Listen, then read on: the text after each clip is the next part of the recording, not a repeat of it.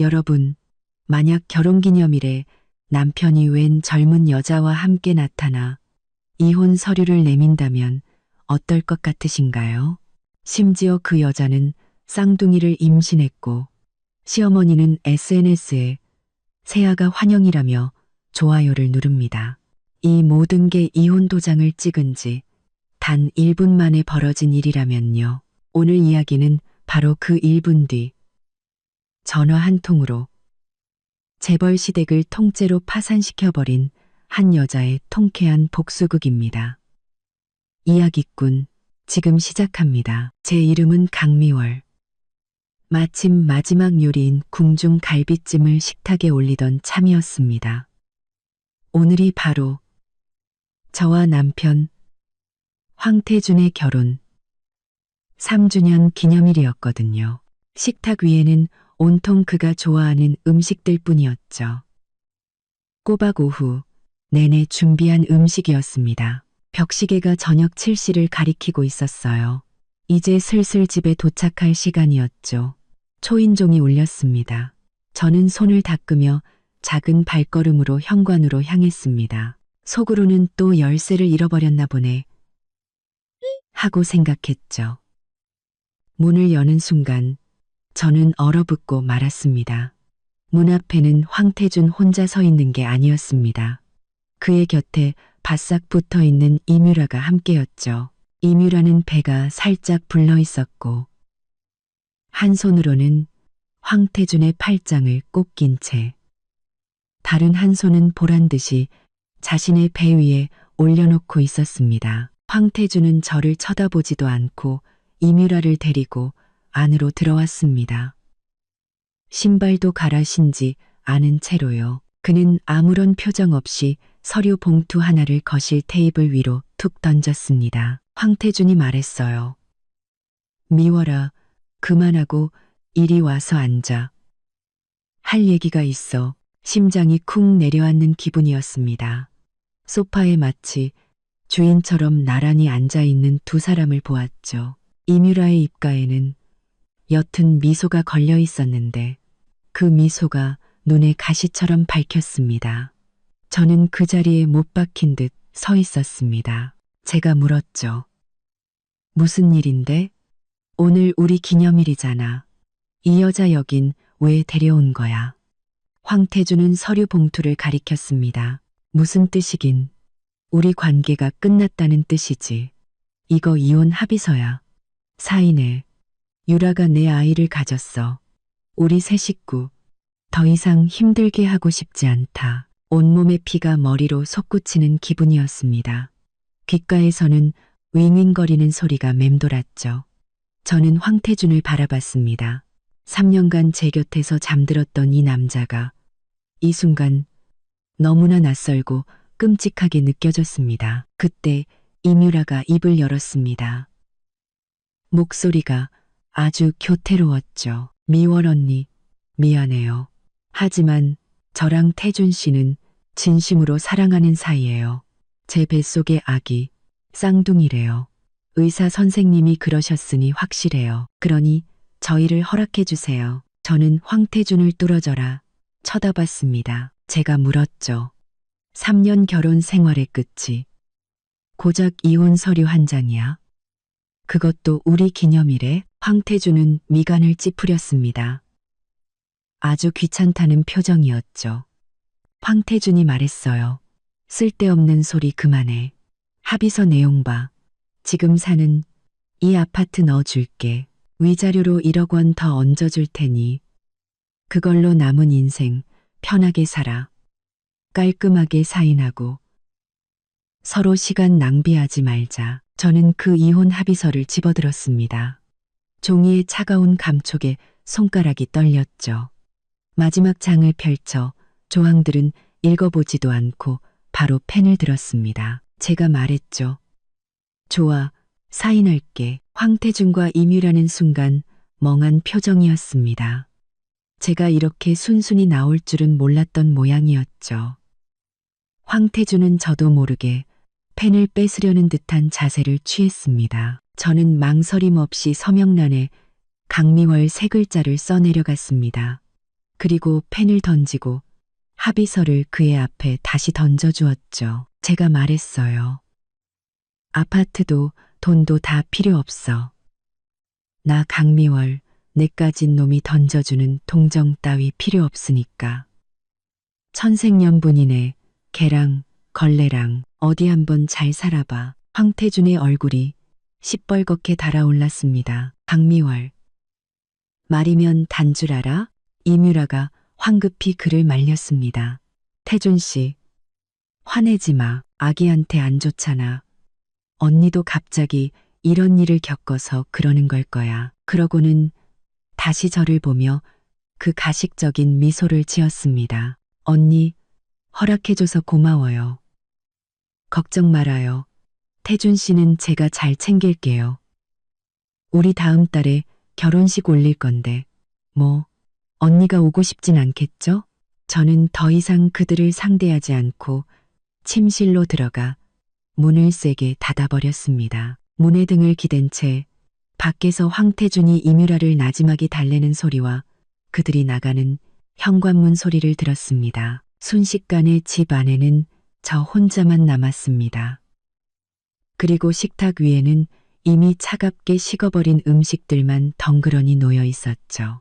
음식의 향긋한 냄새가 공기 중에 맴돌았지만 지금은 그저 역하게만 느껴졌습니다. 저는 창가로 다가가 아래를 내려다봤습니다. 황태준이 조심스럽게 이뮤라를 차에 태우는 모습이 보였죠. 차는 먼지를 일으키며 사라졌습니다. 저는 손을 들어 약지에 끼워진 결혼 반지를 바라봤습니다. 그리고 천천히 아주 조금씩 반지를 빼냈습니다. 반지가 있던 자리에는 희미한 자국이 남아 있었죠. 저는 창문을 열고 한치의 망설임도 없이 반지를 아래층 쓰레기통으로 던져버렸습니다. 3년이라는 시간이 이렇게나 하찮았던 걸까요? 반지를 던져버리자 지난 3년의 세월도 함께 버려진 기분이었습니다. 가슴을 짓누르던 무언가가 조금은 가벼워진 듯했죠. 저는 울지도 소리치지도 않았습니다. 심지어 배가 고프다고 느꼈죠. 식탁으로 돌아와 앉아 젓가락을 들고 조용히 그 차갑게 식어버린 음식들을 전부 먹어 치웠습니다. 맛은 별로였지만 배는 채울 수 있었죠. 그릇을 다 치우고 저는 집안에 있는 황태준의 모든 물건들, 옷, 신발, 면도기, 심지어 그가 쓰다 남긴 바디워시까지 전부 커다란 쓰레기 봉투 몇 개에 쓸어 담았습니다. 그리고 그것들을 아까 그 반지가 있는 쓰레기통 옆으로 던져버렸죠. 그 모든 일을 끝내니 하늘은 이미 캄캄해져 있었습니다. 뜨거운 물로 샤워를 하고 소파에 누워 휴대폰을 들었습니다. 홀린 듯이 이뮤라의 인스타그램을 열었죠. 역시나 10분 전에 새로운 게시물이 올라와 있었습니다. 글은 없었고 사진 한 장뿐이었죠. 사진 속 이뮤라는 옆모습을 하고 있었고 조명은 그녀가 의도적으로 드러낸 배를 비추고 있었습니다. 손가락에는 커다란 다이아몬드 반지가 끼워져 반짝이고 있었죠. 배경은 넓고 호화로운 거실의 통창이었고 사진 아래에는 위치 태그가 찍혀 있었습니다. 서울에서 가장 비싼 부촌 헤리티지 힐스. 손가락이 조금 떨렸습니다. 저는 사진 아래의 댓글을 눌러봤습니다. 첫 번째 댓글은 놀랍게도 제 전 시어머니 김미숙 여사의 것이었습니다. 우리 예쁜 새아가 집에 온 걸 환영한다. 쌍둥이 손주들. 할미가 기다릴게. 그 뒤로는 황씨 집안 친척들의 좋아요와 축하 댓글이 줄줄이 달려 있었습니다. 태준이가 복이 많네. 유라가 우리 황씨 가문의 공신이야. 같은 말들이 화면을 가득 채웠죠. 그 열띤 분위기는 저와 황태준이 결혼했을 때보다도 더 뜨거워 보였습니다. 저는 그 게시물을 한참 동안 쳐다봤습니다. 마음속에 남아있던 마지막 한 조각의 헛된 기대마저 완전히 꺼져버렸죠. 온 가족이 이미 모든 걸 알고 있었고 기꺼이 받아들인 겁니다. 저 혼자만 바보처럼 속아서 그놈의 기념일 저녁 식사나 준비하고 있었던 거죠. 저는 인스타그램을 닫고 주소록을 스크롤했습니다. 평소에 연락하던 이름들을 지나쳐 계속해서 아래로 내렸죠. 마침내 이름 없이 번호만 저장된 연락처에서 손가락을 멈췄습니다. 이 번호는 3년 동안 저장만 해두고 단 한 번도 누른 적이 없었죠. 그리고 더시명 3년 동안 저장만 해두고 깊게 숨을 들이마시고 통화 버튼을 눌렀습니다. 신호음이 4번 울리고 상대방이 전화를 받았습니다. 아무 말도 들려오지 않았고 아주 미세하고 규칙적인 숨소리만 들려왔습니다. 제가 먼저 입을 열었습니다. 제 목소리가 너무나 평온해서 저 자신도 놀랄 정도였죠. 나야, 강미월. 전화기 너머는 2초간 침묵했습니다. 이내 낮고 살짝 놀란 듯한 남자의 목소리가 들려왔습니다. 전화기 너머는 2초간 침묵했습니다. 아가씨, 네, 부탁할 일이 있어요. 남자의 목소리는 즉시 더없이 공손하고 진지하게 바뀌었습니다. 분부만 내리십시오. 저는 창밖의 칠흑 같은 어둠을 보며 또박또박 분명하게 말했습니다. 황룡건설 파산시켜. 전화기 너머에서는 어떤 망설임이나 질문도 없었습니다. 오직 간결하고 단호한 대답만이 돌아왔죠. 알겠습니다. 아가씨, 24시간이면 충분합니다. 좋아요. 통화는 끝났습니다. 모든 과정이 30초도 채 걸리지 않았죠. 저는 커튼을 치고 침대에 다시 누웠습니다. 그리고 이번에는 금방 잠이 들었습니다. 꿈도 꾸지 않는 깊은 잠을 잤습니다. 커튼 틈새로 들어온 햇살이 눈을 찔렀습니다. 저는 눈을 가늘게 뜨고 손을 뻗어 휴대폰을 집었습니다. 화면에는 오전 9시가 조금 넘은 시간이 표시되어 있었죠. 부재중 전화도, 황태준의 가식적인 안부 문자도, 그의 가족들로부터 온 어떤 연락도 없었습니다. 아주 좋았죠. 세상이 조용해서 습관처럼 인스타그램을 열었습니다.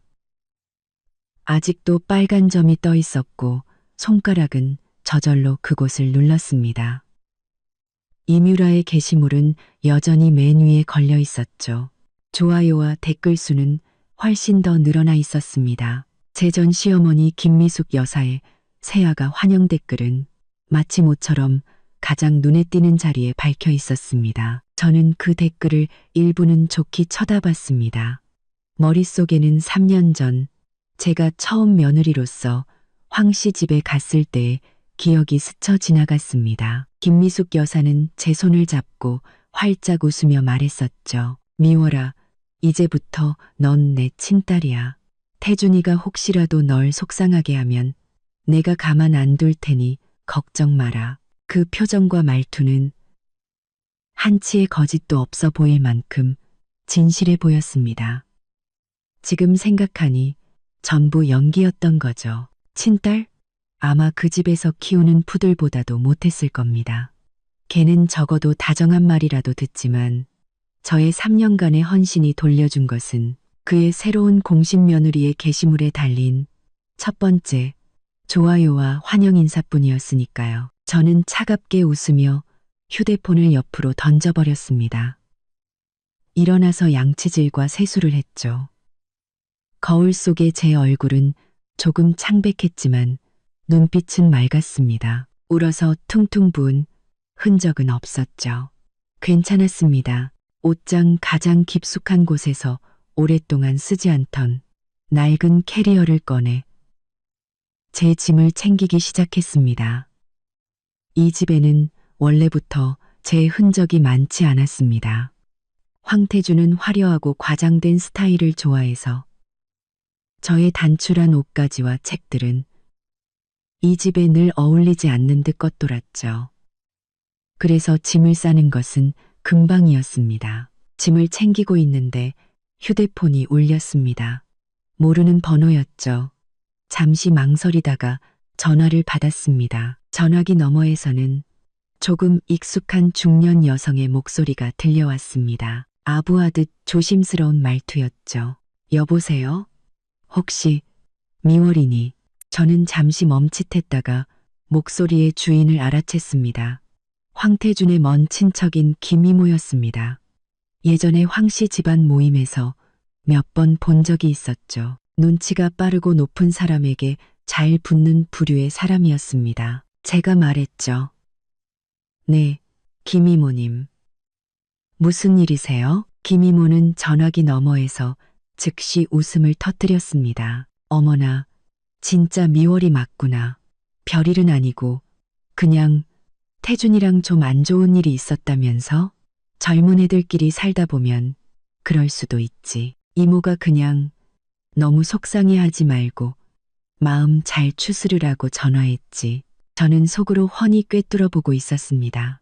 이건 저를 위로하려는 게 아니었죠. 분명히 소문을 듣고 제 반응도 떠볼 겸 또 새로 득세한 이뮤라에게 잘 보이기 위해 전화한 것이 틀림없었습니다. 전처를 챙기는 신용이라도 해야 점수를 딸 테니까요. 저는 담담하게 말했습니다. 걱정해 주셔서 감사해요.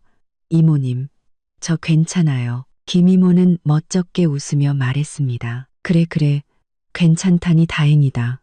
나도 방금 유라가 올린 거 봤는데 정말 내가 다 기쁘더라. 쌍둥이라니 얼마나 큰 복이야. 태준이 엄마는 아주 입이 귀에 걸렸어. 듣자 하니 조상 대대로 내려오는 옥팔찌를 유라한테 준다더라. 그거 엄청 비싼 골동품인데 말이야. 그녀는 이뮤라가 얼마나 복이 많은지, 황씨 집안이 얼마나 경사스러운지에 대해 쉬지 않고 떠들어댔습니다. 한마디 한마디가 제 가슴을 찌르는 것 같았지만 제 마음에는 아무런 파문도 일지 않았습니다. 심지어 조금 웃음이 나왔죠. 제가 그녀의 말을 끊었습니다. 이모님, 다른 할 일 없으시면 저희만 끊을게요. 지금 좀 바빠서요. 김이모는 그제야 아쉬운 듯 말을 멈췄습니다. 아, 그래. 바쁘면 끊어야지. 미워라. 나중에라도 무슨 어려운 일 있으면 이모한테 연락하고. 저는 그녀의 쓸데없는 말을 더 이상 듣지 않고 바로 전화를 끊었습니다. 마지막 옷가지를 캐리어에 쑤셔 넣고 지퍼를 올렸습니다. 방 안이 순식간에 휑해졌죠. 캐리어를 끌고 거실로 나왔을 때 휴대폰이 다시 한번 짧게 진동했습니다. 이번에는 문자 메시지였습니다. 어제 제가 전화했던 그 번호였죠. 내용은 지극히 간결했습니다. 시작됐습니다. 첫 번째 소식은 정오쯤입니다. 저는 문자를 삭제하고 휴대폰을 주머니에 넣었습니다. 첫 번째 소식은 과연 무엇일까요? 조금 궁금했지만 그보다는 평온함이 더 컸습니다. 제가 깨운 거대한 짐승이 이제 그 발톱을 드러내기 시작했다는 것을 알았으니까요. 저는 창가에 서서 아파트 단지 안을 오가는 사람들을 바라봤습니다. 모든 것이 평소와 다름없었죠. 아무도 몰랐을 겁니다. 이 도시의 신흥재벌 가문을 향한 금융폭풍이 소리 없이 형성되고 있다는 것을요. 그리고 그 태풍의 눈이 바로 이 창가에 서 있는 방금 집에서 쫓겨난 전처라는 사실을 말입니다. 황씨 집안은 지금 뭘 하고 있을까요? 아마 헤리티지 힐스의 100억짜리 저택에 모여 이뮤라와 그녀의 뱃속 쌍둥이 아들을 둘러싸고 행복한 시간을 보내고 있겠죠. 완벽한 부의 자유와 남은 평생 떠받들어질 행복을 꿈꾸면서요. 김미숙 여사는 그놈의 옥팔찌를 들고 어서 이뮤라의 손목에 채워주고 싶어 안달이 나 있겠죠. 웃으세요. 마음껏 웃으세요. 당신들의 좋은 시절은 이제 1분 1초씩 줄어들고 있으니까요. 저는 캐리어를 현관 앞에 두고 서둘러 떠나지 않았습니다. 오히려 부엌으로 차 한 잔을 타서 거실 소파에 앉아 천천히 마셨습니다. 이 집은 곧 제 것이 아니게 되겠지만 지금 이 순간은 이상할 정도로 고요해서 연극을 관람하기에 아주 적합했죠. 휴대폰 화면을 켜고 무심코 지역 경제 뉴스를 훑어봤습니다. 아직은 황룡건설에 대한 어떤 소식도 없었죠. 저는 서두르지 않았습니다. 그 번호는 정우라고 했고 지금은 아직 오전 10시였으니까요. 시간은 1분 1초 흘러갔습니다. 차를 반쯤 마셨을 때 휴대폰 화면에 갑자기 알림이 하나 떴습니다. 속보 태산그룹, 황룡건설과의 모든 협력 프로젝트, 일방적 중단 선언. 왔구나. 첫 번째 소식이었습니다. 저는 뉴스를 클릭했습니다. 내용은 짧았지만 그 안에 담긴 정보는 엄청났습니다. 이 도시의 부동산 거물인 태산그룹이 아무런 예고 없이 황룡건설의 중대한 규정 위반 가능성 및 상업적 신용 문제를 이유로 모든 협력을 즉시 중단한다고 발표한 것이었죠. 여기에는 황금 부지에 위치해 황씨 집안이 막대한 자금과 심혈을 기울인 센츄리 뉴시티 프로젝트도 포함되어 있었습니다.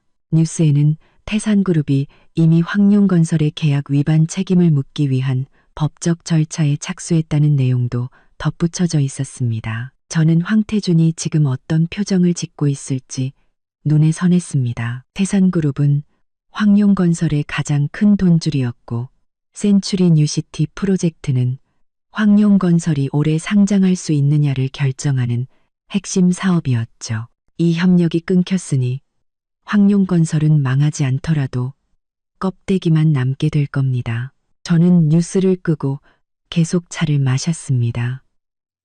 차가 조금 식었지만 끝맛은 달콤했죠. 역시나 5분도 채 되지 않아 제 휴대폰이 미친 듯이 울리기 시작했습니다. 화면에는 황태준 세 글자가 번쩍이고 있었죠. 저는 한참 동안 벨이 울리게 내버려 두다가 천천히 전화를 받았습니다. 아무 말도 하지 않았죠. 전화기 너머에서는 즉시 황태준에 격앙되고 거의 비명에 가까운 목소리가 터져나왔습니다. 강미월, 네가 꾸민 짓이지. 저는 평온한 목소리로 말했습니다. 황태준 씨, 무슨 말씀이신지 모르겠네요. 황태준이 소리쳤습니다. 모르는 척하지 마. 태산그룹이 왜 갑자기 계약을 파기하냐고. 네가 뒤에서 수작 부린 거지? 너 태산그룹 사람들 알잖아. 그 사람들한테 무슨 말을 한 거야? 제가 말했죠. 황태준 씨, 너무 급해서 정신이 없나 보네요. 방금 당신한테 1억 받고 쫓겨난 전처가 무슨 수로 태산그룹의 결정을 좌지우지하겠어요? 나를 너무 과대평가하는 거 아니에요? 황태준은 말문이 막힌 듯 거친 숨만 내쉬었습니다. 전화기 너머 배경에서는 그의 아버지 황성철 회장의 초조한 고함 소리와 무언가 깨지는 소리가 희미하게 들려왔습니다. 아주 난장판이었죠. 황태준은 목소리를 낮췄습니다. 그 목소리에는 쉽사리 감지하기 힘든 공포가 섞여 있었죠. 강미월, 잘 들어. 잔머리 좀 굴렸다고 우쭐대지 마. 태산 프로젝트 없어도 우리 황룡건설은 끄떡없어. 괜히 더위에서 까불지 말라고. 저는 가볍게 웃으며 말했습니다. 제가 우쭐댈 게 뭐가 있겠어요. 그냥 황태준 씨한테 충고 하나 해주는 거예요. 사업은 신용이 가장 중요하잖아요. 중대한 규정 위반 가능성 및 상업적 신용 문제.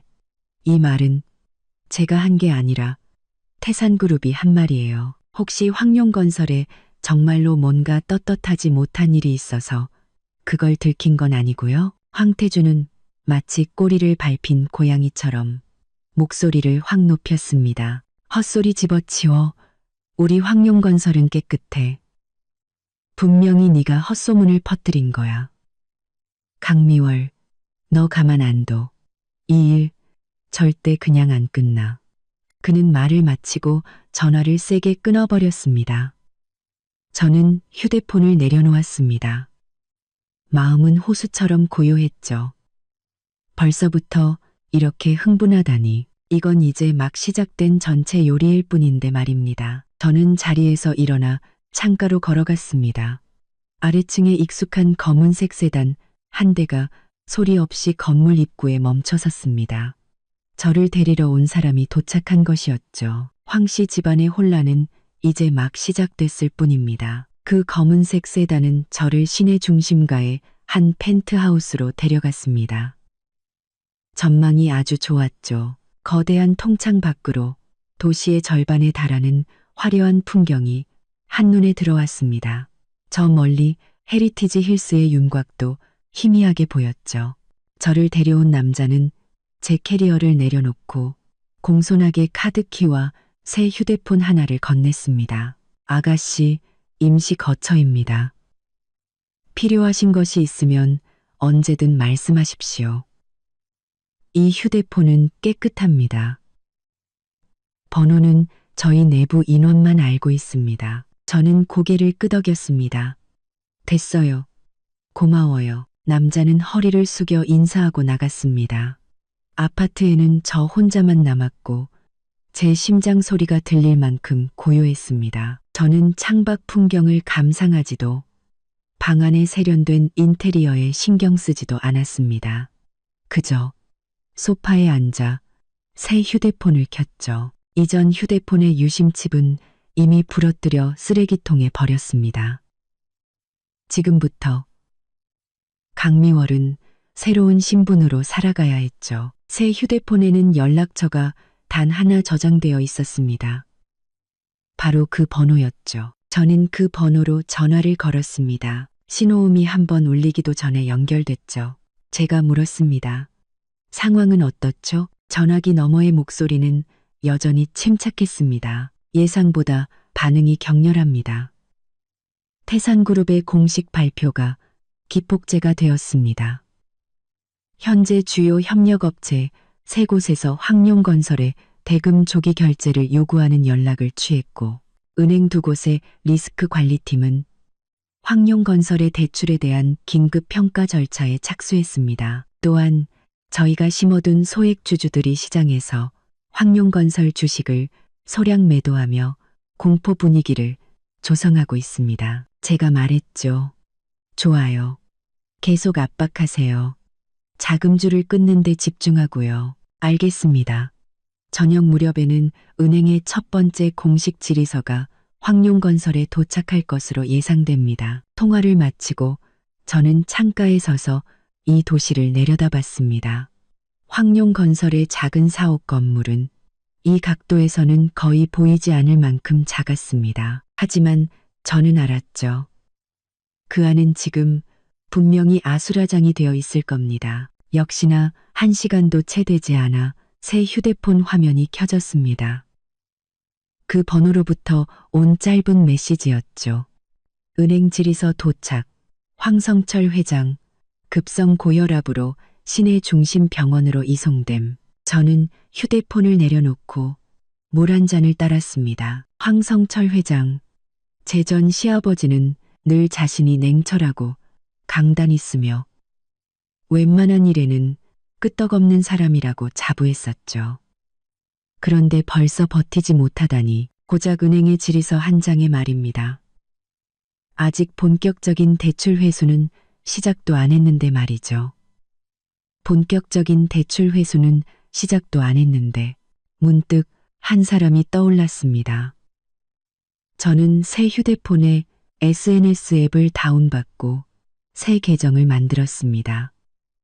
그리고 제가 기억하는 번호 하나를 검색해 친구 신청을 보냈죠.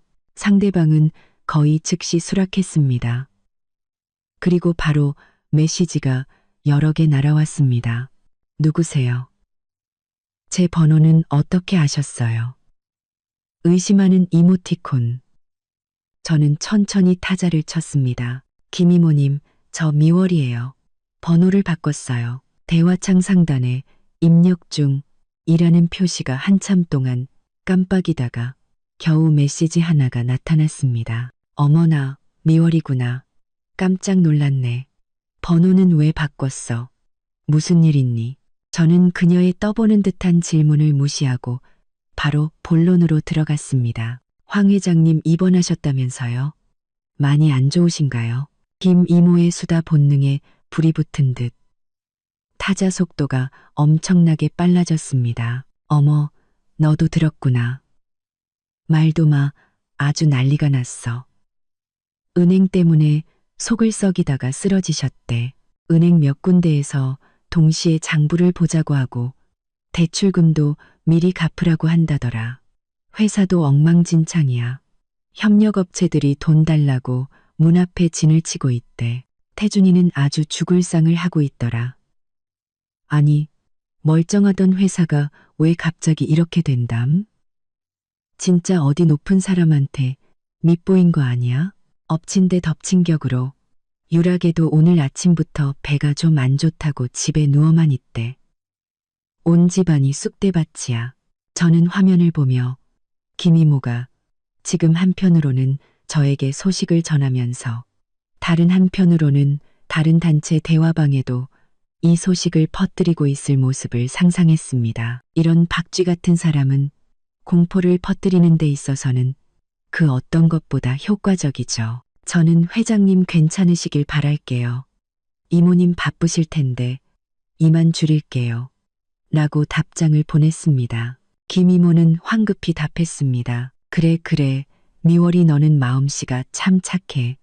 이 와중에도 그 집안 걱정을 해주고 너도 몸 조심해라. 저는 더 이상 답장하지 않고 휴대폰을 내려놓았습니다. 창밖은 어느새 어둑어둑해지고 있었죠.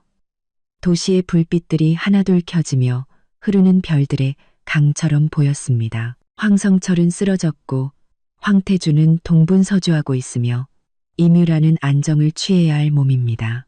김미숙 여사는 아마 병원과 저택을 오가며 정신없이 뛰어다니고 있겠죠. 그들의 행복한 미래를 상징하던 100억짜리 헤리티지 힐스 저택에는 지금 과연 온기가 남아있을까요? 병원 상황이 엉망진창이라는 소식은 날개라도 달린 듯 김 이모의 입을 통해 끊임없이 제 귀에 들어왔습니다. 황성철은 화를 참지 못해 혈압이 치솟아 하마터면 중풍으로 쓰러질 뻔했다고 했습니다. 지금은 중환자실에서 경과를 지켜보고 있다고 했죠. 황태준은 회사와 병원을 오가느라 얼굴이 누렇게 떴고 입술 주위에는 물집이 잔뜩 잡혔다고 했습니다. 김미숙 여사는 하늘이 무너진 듯 울며 한편으로는 은행을 욕하고 다른 한편으로는 아들이 고생하는 것을 안쓰러워하고 있다고 했습니다. 저는 이 모든 소식을 들으며 마음속에 어떤 동요도 느끼지 못했습니다. 자업자득이죠. 누굴 원망하겠어요. 동요도 느끼지 못했습니다. 저녁 무렵 뭔가 먹을 것을 준비하려던 참에 새 휴대폰이 울렸습니다. 모르는 번호였지만 누구인지는 알 수 있었죠. 이렇게 빨리 제 새 번호를 알아낼 수 있는 사람은 정신없이 바쁜 황태준 외에는 없을 테니까요. 전화를 받았습니다. 아무 말도 하지 않았죠. 황태준의 목소리는 쉬어 있었고 억누를 수 없는 분노와 피로가 뒤섞여 있었습니다. 강미월, 너 도대체 어디야? 저는 창가에 서서 아래층에 끊임없이 흐르는 자동차 불빛을 보며 말했습니다. 무슨 일인데? 황태준은 거의 포효하듯 소리쳤습니다. 너 때문이지. 태산그룹 계약 파기, 은행의 대출 압박, 협력업체들의 반란, 전부 네가 뒤에서 꾸민 짓이지? 네가 무슨 수로 이런 짓을 해? 저는 평온한 목소리로 말했습니다. 황태준, 넌 날 너무 과대평가하는구나. 네가 1억 원 주고 1분 만에 버린 전처가 어떻게 너희 황룡건설이라는 거대한 산을 흔들 수 있겠어. 아마 너희가 그동안 나쁜 짓을 너무 많이 해서 벌 받는 거겠지. 헛소리 집어치워. 황태준은 욕설을 퍼부었습니다. 강미월, 잘 들어. 잔꾀 좀 부렸다고 우리 황씨 집안을 무너뜨릴 수 있을 거라고 생각하지 마. 쓰러져도 준치라는 말 몰라? 당장 기어 나와서 어떻게 된 일인지 똑똑히 설명해. 그렇지 않으면 제가 그의 말을 끊었습니다. 그렇지 않으면 뭐? 예전처럼 나한테 소리라도 지르시게? 그렇지 않으면 뭐? 황태주는 거친 숨을 몰아쉬었습니다. 제 말에 격분한 것 같기도 하고 눈앞의 난장판에 막다른 길에 몰린 것 같기도 했죠. 그는 갑자기 목소리를 낮췄습니다. 그 목소리에는 위협적인 기운이 감돌았죠. 강미월, 네가 어디 숨어서 이 꼴을 보고 비웃고 있는지 알아. 경고하는데 날 너무 몰아붙이지 마. 너한테 좋을 거 없어. 내 부모님 시골에 계신 거 잊었어? 순간 제 눈빛이 차갑게 얼어붙었습니다. 감히 제 부모님을 들먹이며 저를 위협하다니. 저는 수화기를 향해 크지 않지만 또렷한 목소리로 말했습니다. 황태준, 너도 잘 들어. 내 부모님 머리카락 한 올이라도 건드렸다간 네가 잃는 게 회사와 돈뿐만이 아닐 거라고 장담하지. 너 그리고 너희 황씨 집안 모두 이 세상에 태어난 걸 후회하게 만들어주겠어. 못 믿겠으면 한번 해보시든가. 전화기 너머는 몇 초간 침묵했습니다. 황태주는 저의 이토록 차갑고 단호한 태도에 기가 질린 듯 했습니다. 그는 제가 여전히 순종적이고 마음대로 휘두를 수 있는 강미월이라고 생각했겠죠. 허세만 가득한 그는 겨우 한마디를 쥐어짰습니다. 너 날 협박하는 거야? 저는 더 이상 그와 말을 섞고 싶지 않았습니다. 볼 일 없으면 끊는다. 그리고 다시는 이 번호로 전화하지 마. 그렇지 않으면 뒷감당은 알아서 하고. 말을 마치고 바로 전화를 끊고 그 번호를 차단했습니다. 갓날 회사 차원의 타격만으로는 그를 완전히 정신 차리게 하기에는 부족했던 모양입니다. 저를 위협할 힘이 아직 남아 있었으니까요. 좋습니다. 아직 불길이 충분히 거세지지 않았다는 뜻이니까요. 저는 특수 휴대폰을 들어 지시를 내렸습니다. 속도를 더 높여. 내일 개장하면 황룡건설 주가가 공모가 밑으로 떨어지는 걸 보고 싶어. 상대방은 신속하게 답했습니다. 알겠습니다. 이미 준비해 두었습니다. 내일 아침 몇몇 경제 매체에서 황룡건설의 재무 위기와 파산 위험을 분석하는 심층 보도를 동시에 내보낼 겁니다. 저는 휴대폰을 내려놓았습니다. 창밖은 밤이 깊어지고 있었죠. 황태주는 지금 어디선가 발을 동동 구르거나 이곳저곳에 전화를 돌리며 자금을 구걸하고 있겠죠. 그는 아마 머리가 터져라 고민해도 이 파멸적인 폭풍의 근원지가 바로 어제 자신이 쓰레기처럼 버린 여자라는 사실은 상상도 못할 겁니다. 그는 걸림돌 하나를 걷어찼다고 생각했겠지만 그 돌멩이 아래에는 자신들의 가문 전체를 삼켜버릴 화산이 연결되어 있었다는 사실을 몰랐던 거죠. 저는 문득 내일이 기대되기 시작했습니다. 스테이크 맛이 훌륭했습니다.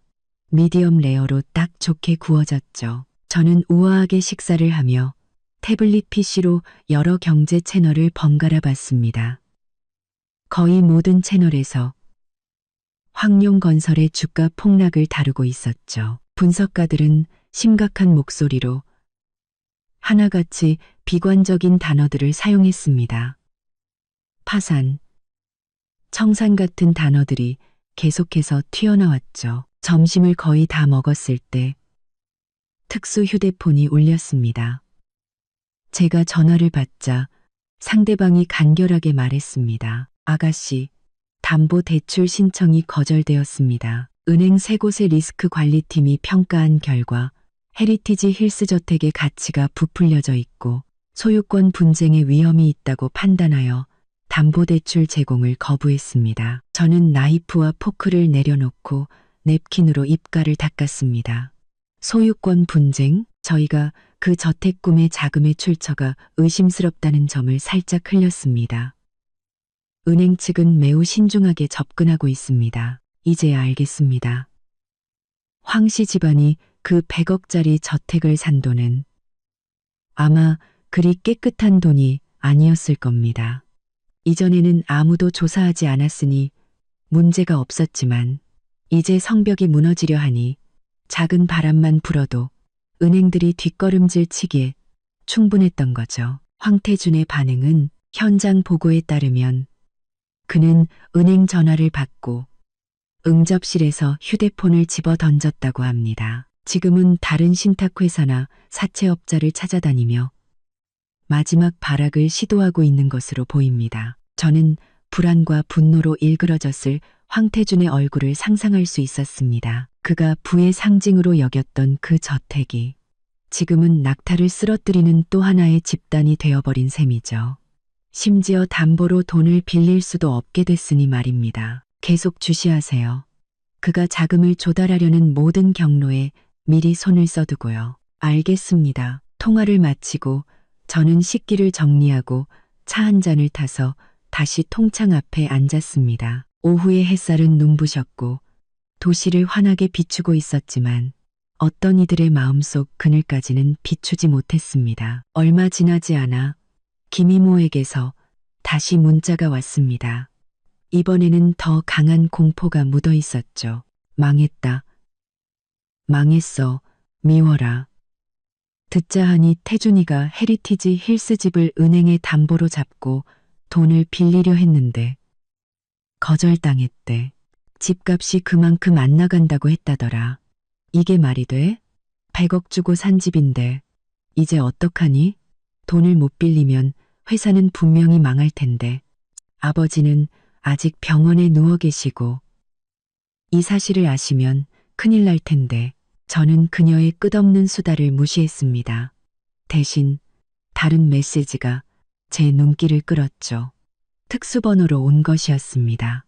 내용은 조금 의외였습니다. 아가씨, 이뮤라가 해외 암호화 메신저를 통해 K라는 인물과 접촉한 것을 포착했습니다. 내용은 짧으며 자금 해외 이체 경로를 문의하는 것으로 추정됩니다. 이뮤라가 이 중차대한 시점에 얌전히 안정을 취하지 않고 몰래 해외 인물과 접촉해서 자금을 빼돌리려 한다? 하나의 이 절친은 황태준을 완전히 신뢰하지는 않았던 모양입니다. 아니면 거대한 배가 가라앉고 있다는 것을 느끼고 자신만의 탈출로를 찾고 있었던 거겠죠. 저는 답장했습니다. 그 K라는 인물을 조사하고 이뮤라의 모든 계좌와 움직임을 추적하세요. 재미있군요. 황씨 집안 내부도 철옹성 같지는 않았습니다. 황태준은 밖에서 회사를 살리기 위해 동분서주하고 있는데 그의 행복한 쌍둥이 예비 엄마인 세연이는 등 뒤에서 돈을 챙겨 도망갈 준비를 하고 있었던 겁니다. 이 연극 정말 갈수록 흥미진진해지는군요. 저는 차를 한 모금 마시고 다시 먼 곳을 바라봤습니다. 저 호화로운 저택단지, 그들의 행복한 미래를 상징하던 100억짜리 저택은 지금 햇빛 아래 반짝이고 있었지만 마치 화려한 무덤처럼 그 안에 있는 모든 사람의 희망을 서서히 삼키고 있었습니다. 만약 김미숙 여사가 자신이 좋아요를 누르며 환영했던 그 착한 며느리가 도망갈 궁리를 하고 있다는 사실을 알게 되면 어떤 심정일까요? 그리고 그녀의 보물 같은 아들은 과연 오늘 하루를 버텨낼 수 있을까요? 저는 찻잔을 내려놓고 차가운 유리잔 위를 손가락으로 가볍게 두드렸습니다. 황혼이 다가오고 있었죠. 밤이 오기 전 보통 가장 혼란스러운 법입니다. 보통 가장 혼란스러운 법입니다. 저는 지켜볼 겁니다. 황씨 집안이라는 이 낡은 배가 과연 몇 번의 파도를 더 견뎌낼 수 있을지를요. 다음 날 저는 아주 일찍 일어났습니다. 아니, 거의 뜬 눈으로 밤을 새웠다고 하는 편이 맞겠네요. 불안해서가 아니었습니다. 오히려 냉정함에 가까운 기대감 때문이었죠. 저는 통창 앞에 앉아 도시가 잠에서 깨어나는 모습을 지켜봤습니다. 지평선이 서서히 아침 햇살에 물들어가고 있었죠. 아침 7시 정각, 특수 휴대폰이 짧게 진동했습니다. 화면이 켜지고 단 두 글자가 나타났습니다. 시작. 저는 새 휴대폰의 경제 뉴스 앱을 열었습니다. 역시나 헤드라인 기사들이 연달아 터져 나왔습니다. 하나같이 충격적인 내용이었죠. 심층 분석 황룡건설, 신기루 아래 감춰진 재무적 블랙홀, 단독 황룡건설, 다수 프로젝트 불법 운영 혐의, 금융당국 조사 착수 가능성, 현금 흐름, 경고, 황룡건설. 이번 위기 넘기기 어려울 듯. 이 기사들은 마치 약속이라도 한 듯 같은 시간에 쏟아져 나왔습니다. 내용은 날카롭게 핵심을 찔렀죠. 심지어 흐릿한 사진 몇 장도 첨부되어 있었는데 황룡건설의 공사 현장이 멈춰서고 협력업체들이 회사 정문을 막고 있는 장면이라고 했습니다. 주식시장은 9시 30분에 개장했습니다. 저는 주식 앱을 켜고 황룡건설의 종목 코드를 찾았습니다. 개장과 동시에 주가는 전날 종가보다 10% 폭락한 채 시작했습니다. 마치 누군가에게 머리를 세게 얻어맞은 것 같았죠. 이어서 주가는 실 끊어진 연처럼 수직으로 곤두박질 쳤습니다. 화면에 표시된 하락을 의미하는 파란색 숫자는 계속해서 커져만 갔습니다. 매도 물량이 쏟아져 나왔고 매수하려는 자금은 거의 보이지 않았습니다. 공포 심리는 완전히 불타올랐죠. 제 휴대폰이 쉴 새 없이 울리기 시작했습니다. 모두 김이모가 다른 번호로 걸어온 전화였지만 저는 하나도 받지 않았습니다. 그녀는 지치지도 않고 문자를 보내왔습니다. 미워라, 뉴스 봤니? 황룡건설 주식 완전 망했어. 세상에 개장한 지 30분 만에 30% 가까이 떨어졌어. 듣자 하니 증권거래소에서도 무슨 일이냐고 전화했대. 태준이는 전화도 안 받고 걔 엄마는 병원에서 한 번 졸도했다더라. 도대체 어떻게 된 일이니? 진짜 파산하는 거야? 저는 답장하지 않고 조용히 주가 그래프만 바라봤습니다.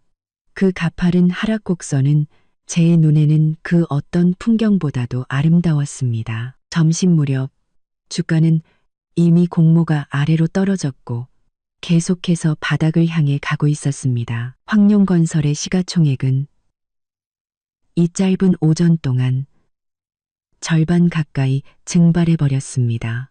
이는 황씨 집안 친척들이 쥐고 있던 주식이 순식간에 뜨거운 감자가 되어 엄청난 손실을 입었다는 것을 의미했죠. 그때 특수 휴대폰이 다시 울렸습니다.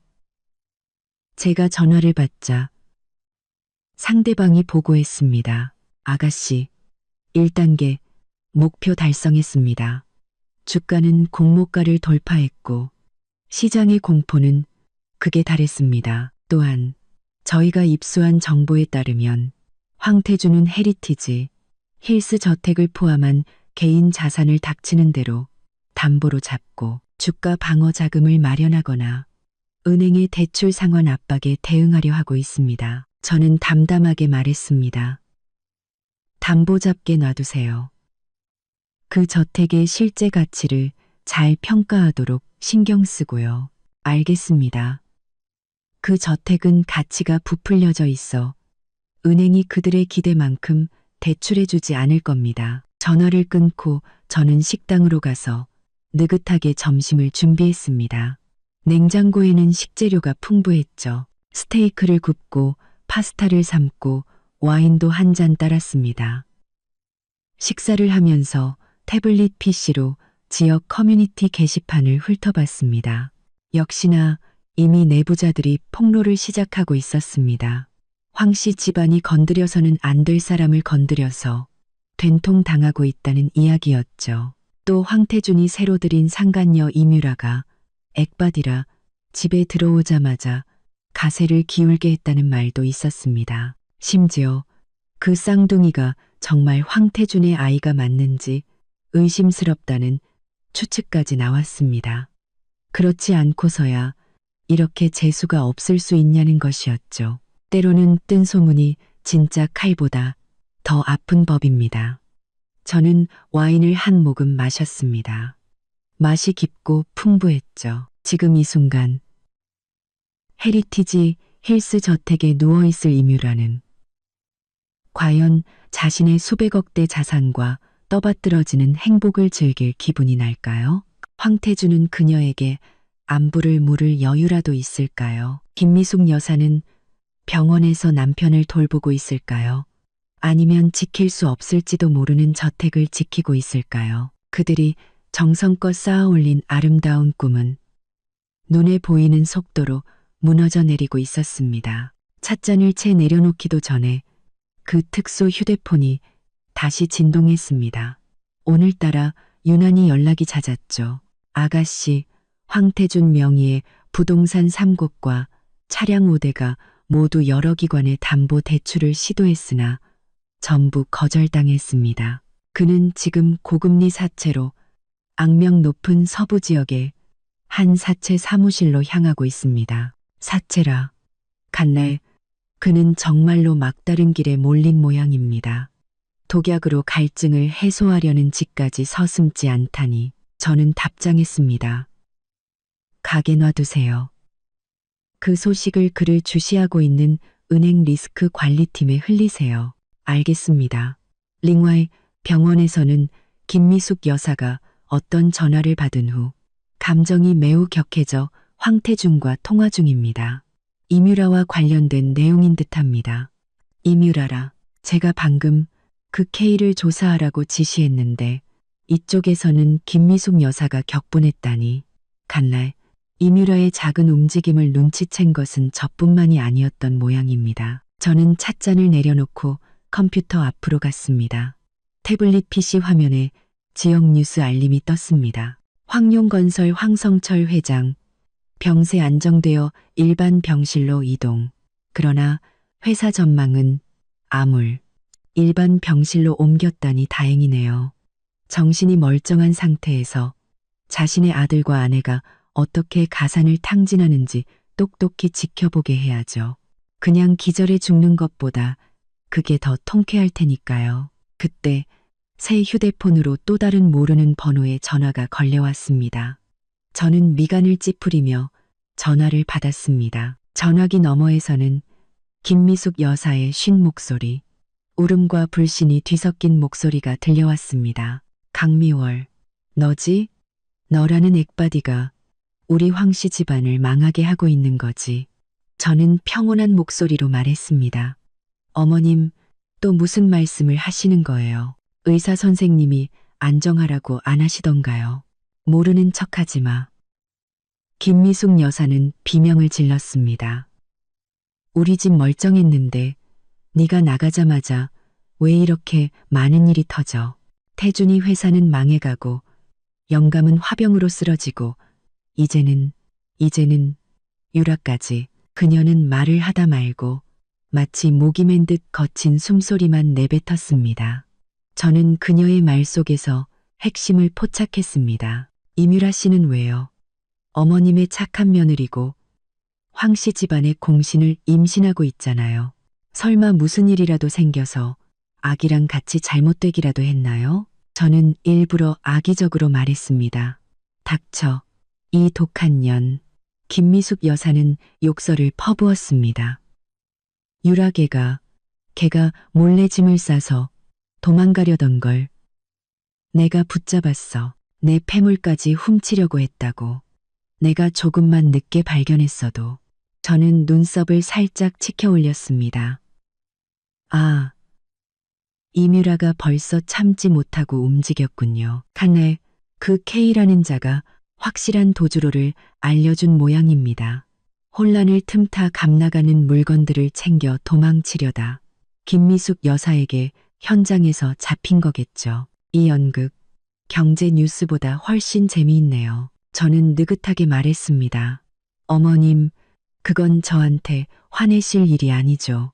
새아가 환영이라고 하신 건 어머님이잖아요. 이제 그 새아가가 떠나겠다는데 붙잡으셔야죠. 왜 저 같은 전 며느리한테 화풀이 하세요? 김미숙 여사는 제 말에 막혀 한동안 숨을 헐떡였습니다. 마침내 울음 섞인 목소리로 소리쳤습니다.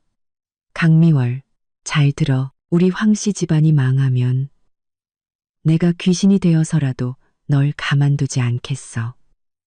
그리고 네가 언제까지 더위 할 수 있을 것 같아? 태준이가 그랬어. 반드시 방법을 찾아낼 거라고. 우리가 다시 일어서면 넌 가만 안 둬. 좋아요. 저는 가볍게 웃었습니다. 그럼 기다릴게요. 당신들 황씨 집안이 먼저 일어서는지 아니면 완전히 파산하는지 어디 한번 지켜보죠. 아, 어머님, 충고 하나 할게요. 남은 폐물이나 잘 챙기세요. 그리고 그 착한 며느리가 또 뭘 잘못 집어가지 않도록 조심하시고요. 말을 마치고 저는 바로 전화를 끊고 번호를 차단했습니다. 간날 황씨 집안 내부는 이미 엉망진창이 된 모양입니다. 김미숙 여사와 이뮤라, 그 환상의 고부관계는 이렇게나 빨리 파탄이 났네요. 황태주는 밖에서 사채를 빌리고 있고 이뮤라는 집에서 짐을 싸서 도망치려 하고 황성철은 병원에 누워 있으며 김미숙 여사는 이리저리 날뛰며 소리만 지르고 있습니다. 이것으로 온 가족이 붕괴하고 미쳐버리는 목표에 한 걸음 더 다가섰네요. 저는 찬장으로 가서 위스키를 반잔 정도 따랐습니다. 호박색 액체가 잔 속에서 흔들렸죠. 저는 술을 거의 마시지 않지만 오늘 같은 날은 한잔할 가치가 있었습니다. 한 모금 마시자 독한 술이 목을 타고 넘어가며 뜨거운 기운을 남겼습니다. 황태주는 지금쯤 사채업자들과 씨름하고 있겠죠. 그 고리대금업자들이 곧 침몰할 이 낡은 배를 보고 과연 얼마의 구명조끼를 던져줄까요? 아니면 돌멩이를 던져줄까요? 저는 술잔을 흔들며 창밖의 도시를 바라봤습니다. 밤이 되어야 비로소 많은 거래와 진실이 수면 위로 떠오르는 법이죠. 저는 기대했습니다. 내일 아침 해가 떴을 때 황씨 집안은 또 어떤 모습을 하고 있을지를요. 위스키의 여운이 채 가시기도 전에 특수 휴대폰 화면이 다시 켜졌습니다. 이번에는 전화가 아니라 암호화된 문자 메시지였습니다. 목표, 사채업자와 접촉 완료. 대출 조건은 월 이자 30%. 헤리티지 힐스 부동산 등기 서류 담보, 거절됨 및 황룡건설 자녀 지분을 담보로 함. 7일 기한. 기한 초과 시 대출금 및 자산 회수. 목표, 서명 완료. 월 이자 30%의 7일 기한이라. 이건 대출이 아니라 대놓고 강도질이었습니다. 황태주는 미친 게 틀림없었죠. 독약으로 갈증을 해소하는 수준이 아니라 그냥 독약통을 통째로 들이켜는 셈이었습니다. 칼날 은행과 제도권, 금융의 전면적인 봉쇄가 그를 정말 막다른 길로 몰아넣은 모양입니다. 이런 명백한 함정 계약에도 서슴없이 서명하다니 저는 답장했습니다. 알았어요. 이 계약서 내용이 내일 아침 주요 채권자들의 책상 위에 우연히 놓여 있도록 하세요. 알겠습니다. 링와이, 이뮤라는 헤리티지 힐스를 떠나려다 김미숙 여사에게 저지당했습니다. 양측 간에 격렬한 다툼이 있었고 이뮤라는 태아의 안전을 빌미로 협박했습니다. 현재 저택 내에 연금된 상태이며 김미숙 여사는 경비를 강화했습니다. 개싸움이군요.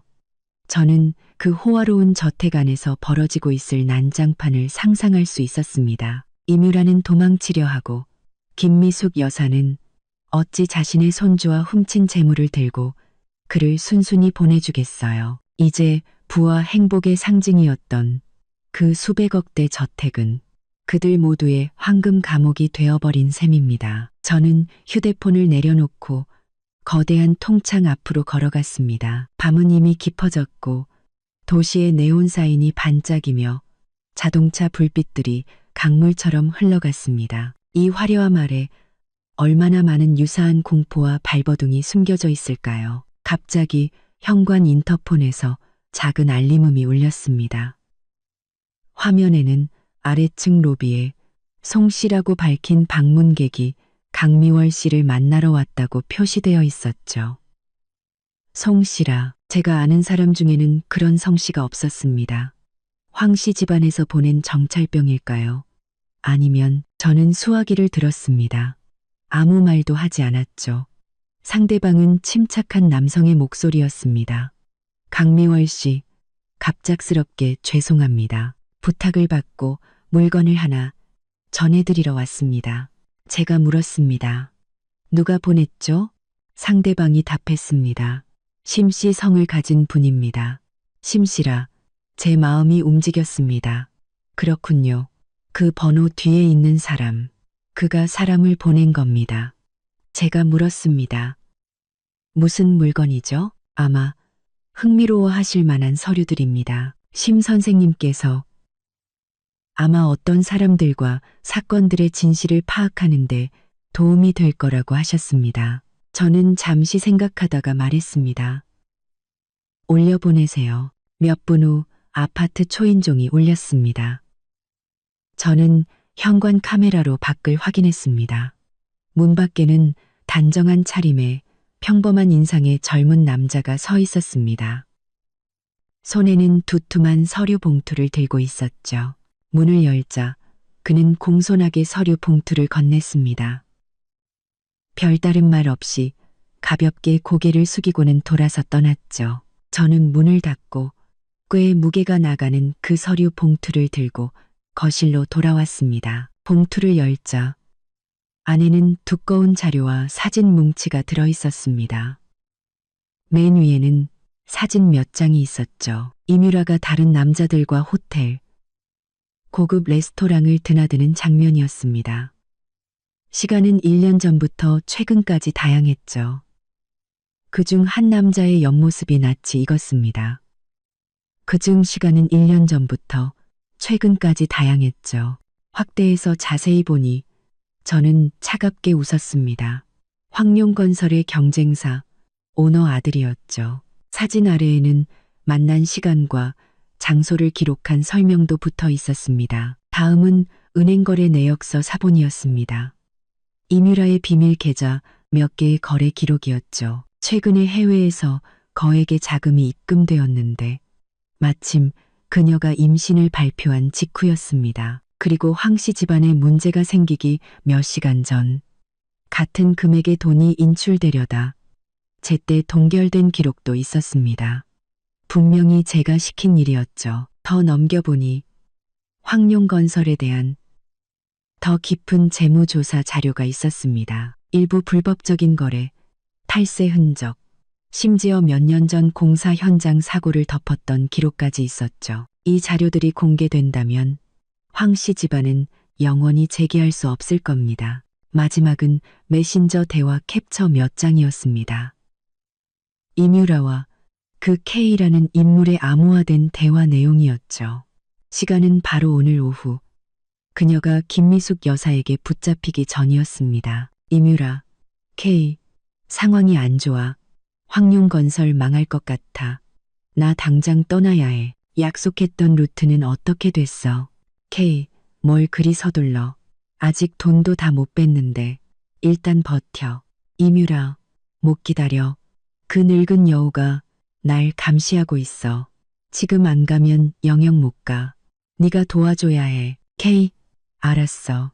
오늘 밤 12시 저택 후문으로 사람 보낼게. 현금이랑 값 나가는 것만 챙겨. 이걸 본 저는 벽시계를 쳐다봤습니다. 밤 11시 15분.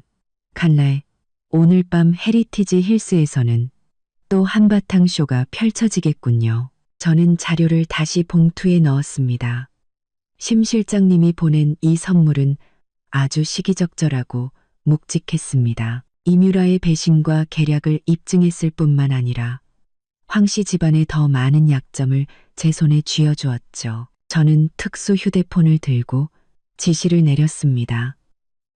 헤리티지 힐스 후문을 주시해.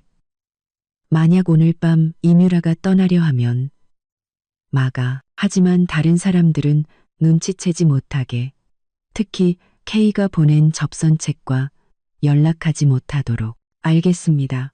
휴대폰을 내려놓고 저는 다시 위스키 잔을 들었습니다. 얼음이 잔에 부딪히며 맑은 소리를 냈죠. 황태주는 노예 계약서나 다름없는 사체에 서명했고 임유라는 야반도주를 준비하고 있으며 김미숙 여사는 암탉처럼 집과 손주를 지키고 있고 황성철은 병원에서 연명하고 있습니다. 이제 겨우 48시간도 지나지 않았는데 말이죠. 장성철은 병원에서 연명하고 있습니다. 장성철은 병원에서 연명하고 있습니다. 저는 위스키를 한 모금 마셨습니다. 목을 타고 흐르는 매운 느낌이 오히려 이상한 청량감을 주었죠. 자정까지 45분 남았습니다. 저는 궁금했습니다. 임유라가 겨우 후문까지 빠져나갔는데 기다리던 사람은 보이지 않고 퇴로마저 막혔다는 것을 알았을 때 그녀는 과연 어떤 표정을 지을까요? 벽시계가 천천히 11시 50분을 가리켰습니다. 저는 거실에 주등을 끄고 은은한 스탠드 조명 하나만 켜두었습니다. 방 안의 윤곽이 희미하게 드러났죠. 저는 어둠 속에 앉아 태블릿 PC 화면을 바라봤습니다. 화면은 분할되어 두 개의 실시간 영상을 보여주고 있었죠. 하나는 헤리티지 힐스 후문 근처에 숨겨진 카메라 영상이었고 다른 하나는 저택 내부 임유라가 갇힌 방 앞의 감시 카메라 영상이었습니다. 이 또한 심 실장님이 준 선물 중 하나였죠. 영상 속에서 임유라의 방문은 굳게 닫혀 있었고 문 밖에는 김미숙 여사가 배치한 건장한 경호원 2명이 문지기처럼 서 있었습니다. 저택 내부는 이상할 정도로 조용했습니다. 마치 폭풍 전야의 고요함 같았죠. 11시 55분 임유라 방의 문고리가 아주 미세하게 움직였다가 다시 제자리로 돌아왔습니다. 그녀가 탐색하고 있는 것이었죠. 11시 58분 문이 다시 살짝 열렸습니다. 문틈으로 눈동자 하나가 밖을 엿봤죠. 그때 문 앞에 경호원들이 무언가 지시를 받은 듯 한 명이 무전기에 대고 작게 말하더니 둘이 눈을 마주치고는 동시에 복도 반대편으로 걸어가기 시작했습니다. 마치 전기 순찰을 도는 것처럼 일부러 발소리를 크게 내면서요. 기회가 온 겁니다. 임유라도 분명히 그렇게 생각했겠죠. 문이 활짝 열리고 그녀가 옆으로 몸을 빼내 나왔습니다. 눈에 띄지 않는 어두운 운동복 차림에 꽤 커 보이는 백팩을 메고 있었죠. 가방은 아주 빵빵했습니다. 그녀는 놀란 토끼처럼 발끝으로 살금살금 후문 계단 쪽으로 빠르게 사라졌습니다. 저는 특수 휴대폰을 들고 간단한 지시를 내렸습니다. 후문 준비. 화면이 전환되고 후문 감시 카메라 영상이 확대되었습니다. 곧 임유라의 모습이 후문의 좁은 길에 나타났죠. 그녀는 급하게 손을 뻗어 무거운 철문을 밀었습니다. 하지만 철문은 꿈쩍도 하지 않았죠. 임유라는 잠시 멈칫하더니 힘을 더 줘서 밀고 당겨봤지만 문은 여전히 열리지 않았습니다. 그녀는 당황하기 시작했죠. 주머니에서 휴대폰을 꺼내 전화를 걸려는 듯했지만 화면에는 신호가 잡히지 않았습니다. 제가 이미 심 실장님을 통해 그 지역의 신호를 차단해 두었으니까요. 바로 그때 옆의 숲속에서 2개의 강한 손전등 불빛이 뿜어져 나와 정확히 임유라의 몸을 비췄습니다. 그녀는 꼼짝없이 노출되었죠. 그녀는 비명을 지르며 눈부신 빛을 손으로 가렸습니다. 어둠 속에서 검은 정장을 입은 표정 없는 남자 2명이 걸어 나와 그녀의 앞을 막아섰습니다. 그중 한 명이 평탄하고 아무런 감정 없는 목소리로 말했습니다. 임유라 씨, 방으로 돌아가시죠. 밖은 위험합니다. 임유라는 겁에 질려 뒷걸음질 치다 차가운 철문의 등이 부딪혔습니다. 당신들 누구야? 뭐 하는 짓이야? 비켜. 다른 남자가 한 걸음 다가서며 단호한 목소리로 말했습니다. 사모님께서 당신과 태아를 매우 걱정하고 계십니다. 돌아가서 쉬십시오. 그는 일부러 사모님이라는 단어를 강조했습니다. 이뮤라는 온몸을 떨었습니다. 자신을 데리러 온 사람이 아니라는 것을 깨달은 것이죠. 그녀는 미친 듯이 고개를 저으며 히스테릭하게 소리쳤습니다. 아니야, 안 돌아가. 비켜. K가 보낸 사람들은 어딨어? 남자는 그녀의 질문에 대답하지 않고 징이라는 손짓만 했습니다. 그들의 태도는 단호했고 협상의 여지는 없어 보였습니다. 이뮤라는 눈앞에 두 남자와 등 뒤에 잠긴 철문, 그리고 신호가 터지지 않는 휴대폰을 번갈아 보며 얼굴에서 핏기가 싹 가셨습니다. 절망이 파도처럼 밀려왔죠. 그녀는 다리에 힘이 풀려 철문을 따라 주저앉았습니다. 백팩이 옆으로 떨어지며 안에 있던 보석과 현금 다발이 쏟아져 나와 불빛 아래 조롱하듯 반짝였습니다. 검은 정장의 남자가 허리를 숙여 흩어진 물건들을 재빨리 가방에 다시 담았고, 다른 남자는 정중해 보이지만 강압적인 손길로 이뮤라를 바닥에서 일으켜 세웠습니다. 이뮤라 씨, 가시죠. 이뮤라는 마치 영혼이 빠져나간 사람처럼 넋이 나간 채로 두 남자에게 이끌려 왔던 길을 되돌아갔습니다. 감시 카메라 화면 속에 그녀의 뒷모습은 비틀거렸고, 더 이상 이전에 행복을 과시하던 더위 양양한 모습은 찾아볼 수 없었습니다. 저는 태블릿 PC를 껐습니다. 후문에서의 연극은 막을 내렸죠.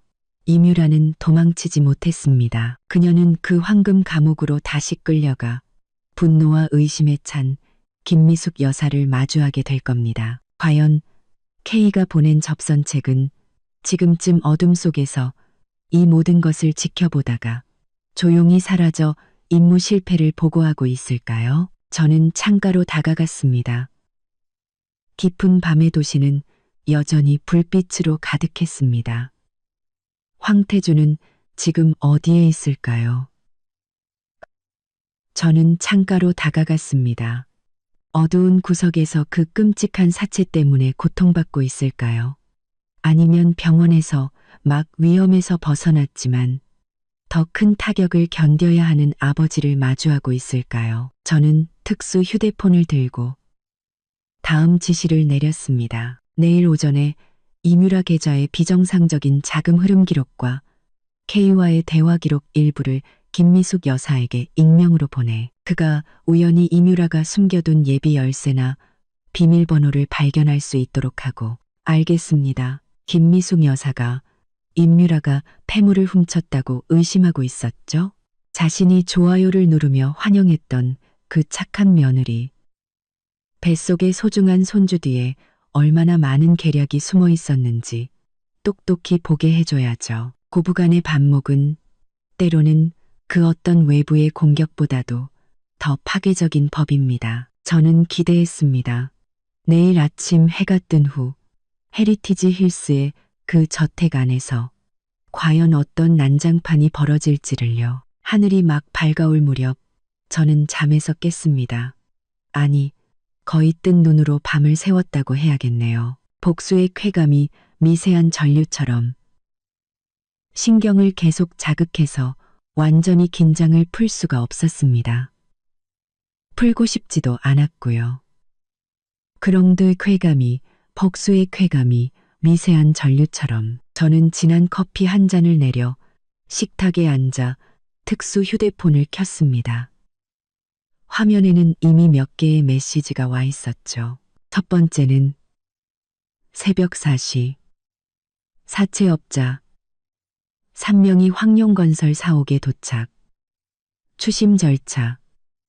시작. 태도 강경. 두 번째는 5시 30분. 황태준 경찰에 신고 시도. 그러나 사채업자들이 합법적인 대출 계약서, 사본과 지분담보 증명서, 제시, 경찰, 경제 분쟁으로 판단하고 양측 협의 권고. 세 번째는 방금 6시 정각. 황태준. 사무실에 갇힌 상태. 사채업자들. 오늘 오후 3시까지 원금과 이자를 포함한 첫 회차 상환금. 완납 요구. 불이행 시 추가 조치 예고. 저는 블랙커피를 한 모금 마셨습니다. 쓴맛이 혀끝에 맴돌았죠. 황태준은 지금 한때 자신의 성공을 상징했던 그 사무실에 갇혀 빚 독촉을 하는 악기들을 마주하고 있겠죠. 경찰에 신고해도 소용없습니다.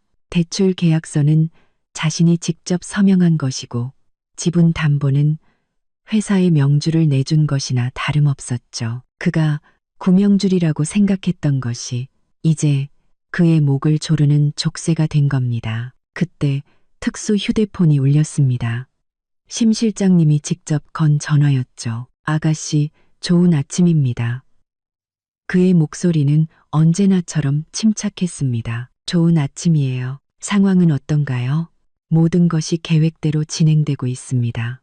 링와에 요청하신 자료는 이미 건물 관리 직원을 통해 김미숙 여사 침실 화장실에 흘려두었습니다. 그가 말하는 것은 이뮤라의 배신 증거 사본이었죠. 김미숙 여사는 아침 일찍 씻는 습관이 있으니 곧 우연히 발견하게 될 겁니다. 좋아요. 헤리티지 힐스 쪽은 어떤 움직임이 있죠? 새벽 이후로는 비교적 조용합니다. 이뮤라는 방으로 돌아간 후 나오지 않았고 김미숙 여사는 밤을 샌 듯 아침 일찍 불당에 갔지만 매우 불안해 보였습니다. 불당이라.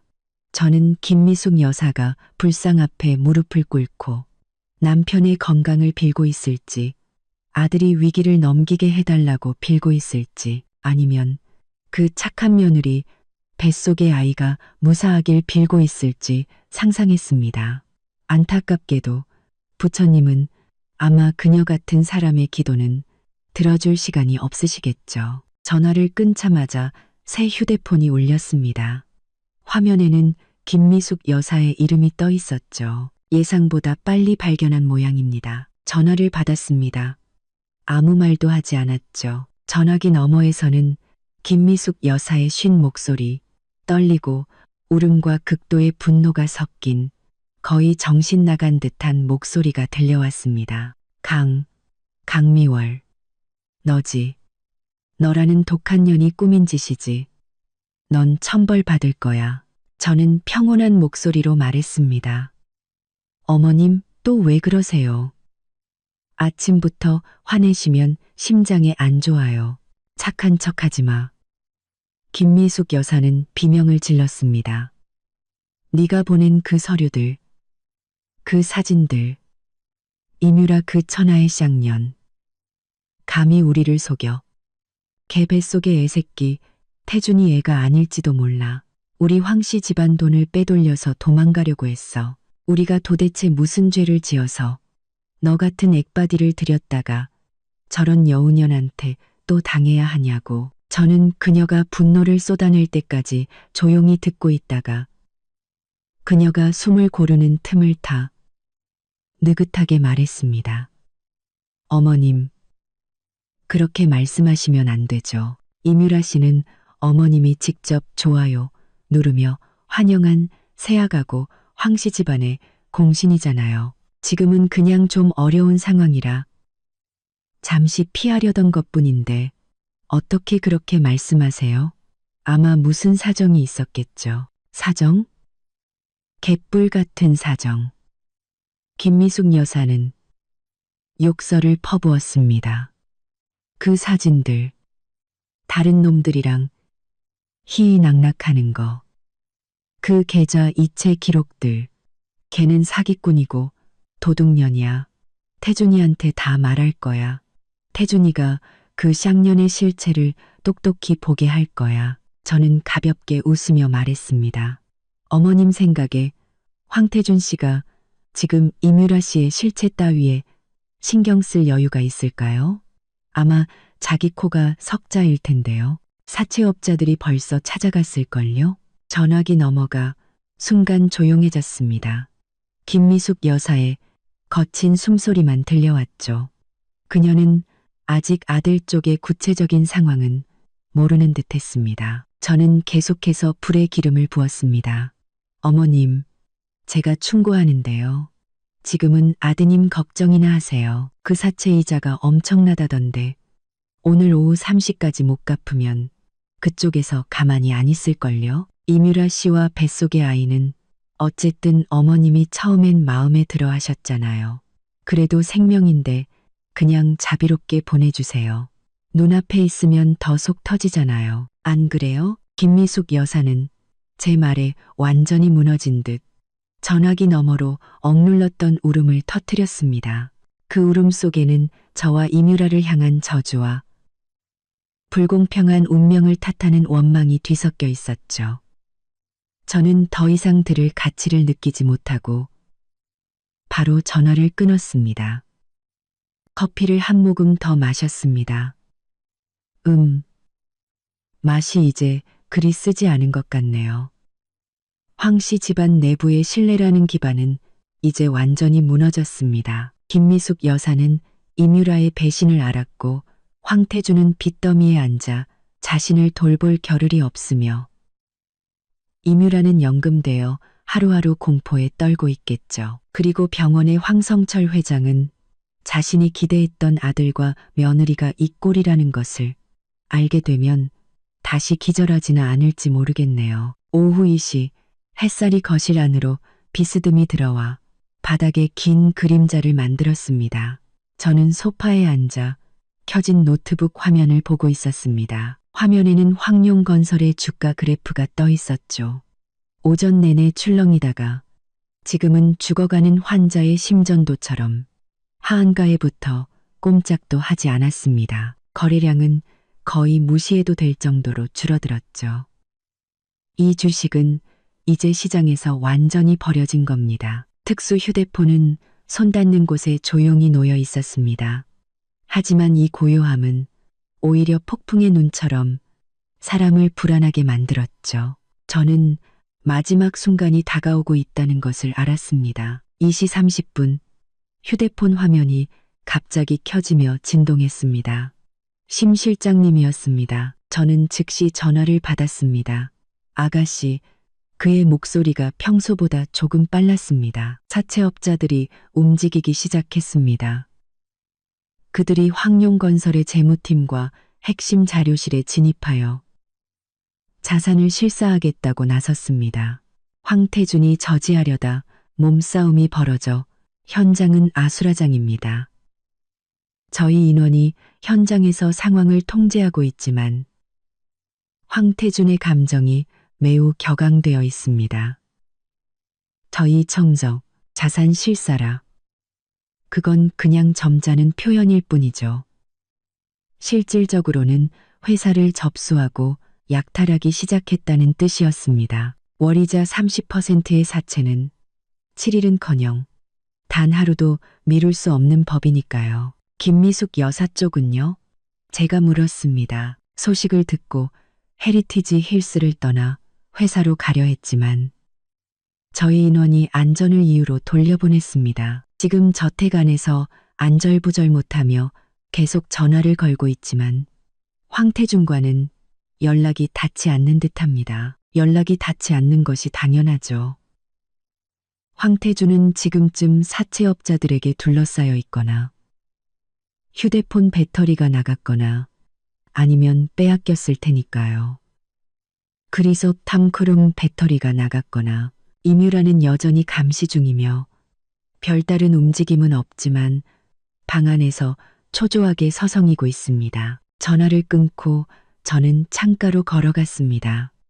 오후의 도시는 여전히 분주했지만 제 눈에는 모든 것이 슬로우 모션처럼 보였습니다. 저는 황룡건설 사옥의 혼란스러운 풍경을 상상했습니다. 한때 거만했던 직원들은 불안에 떨고 빚독촉을 하러 온 흉악한 무리들은 제멋대로 활보하며 한때 세상 무서운 줄 몰랐던 황태준은 지금쯤 남루한 몰골로 붉게 충혈된 눈으로 사람들에게 밀쳐지며 울부짖지만 아무것도 할 수 없는 상태겠죠. 성벽이 무너지면 모두가 밀고 북이 찢어지면 모두가 두드리는 법.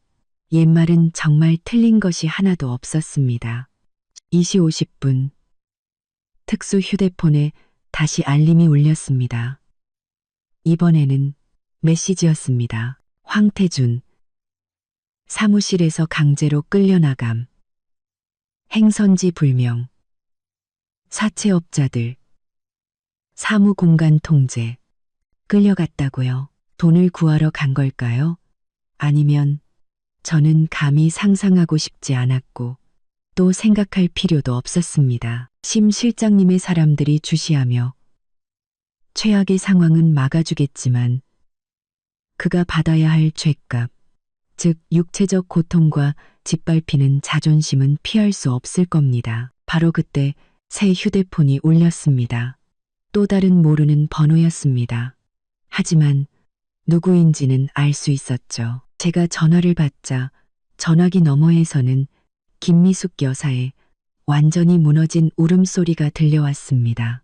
목소리가 너무 쉬어서 원래 목소리를 알아볼 수 없을 정도였죠. 강미월, 제발, 제발 태준이 좀 살려줘. 네가 한 짓인 거 알아. 전부 네가 한 짓이야. 네가 원하는 거 다 줄게. 돈, 집, 전부 다 줄 테니 제발 그 사람들한테 태준이 좀 놔달라고 해줘. 걔 죽을지도 몰라. 정말 그 사람들한테 맞아 죽을지도 모른다고. 저는 그녀의 앞뒤 없는 애원을 조용히 들었습니다. 미워라, 다 내 잘못이야. 내가 너한테 그러면 안 됐어. 태준이한테 너랑 이혼하라고 한 것도 내 잘못이야. 날 미워하면 나한테 복수해. 태준이 괴롭히지 마.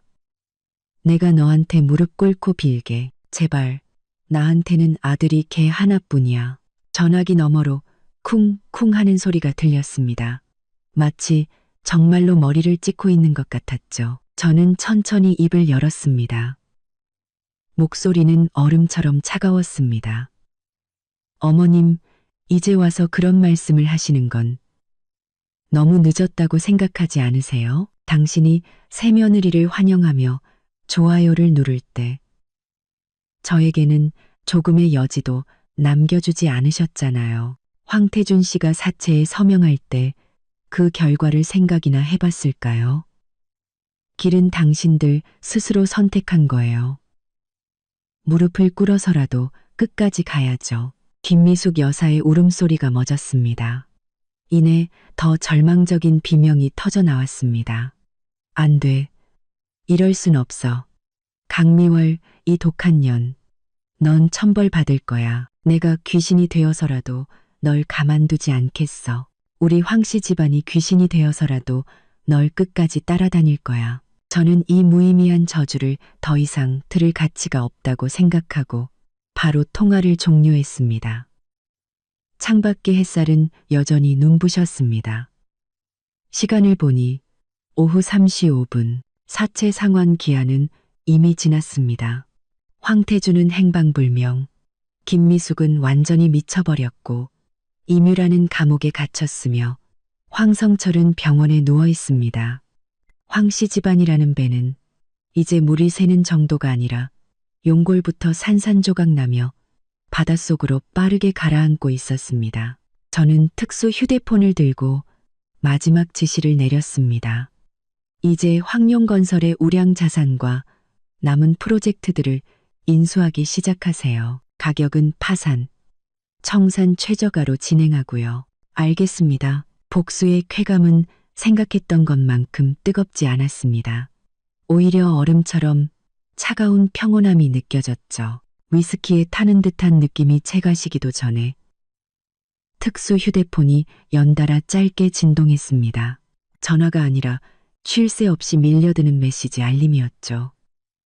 마치 승전보 같았습니다. 사채업자, 법원의 황룡건설, 자녀 자산 동결 및 계약에 따른 프로젝트 관리권 인수 신청서 공식 제출, 황룡건설 주요 협력사들, 집단 성명 발표, 협력 중단 및 손해배상 청구, 은행연합, 황룡건설에 대한 파산 전 채권, 신고 절차, 게시공고, 금융감독원, 황룡건설 주가 이상, 변동 및 내부자 거래 가능성에 대한 조사 착수. 각각의 메시지는 이미 구멍투성이인 황씨 집안의 낡은 배를 향해 날아가는 거대한 돌덩이 같았습니다. 이토록 빠르고 효율적인 움직임은 분명히 여러 세력이 협력한 결과였죠.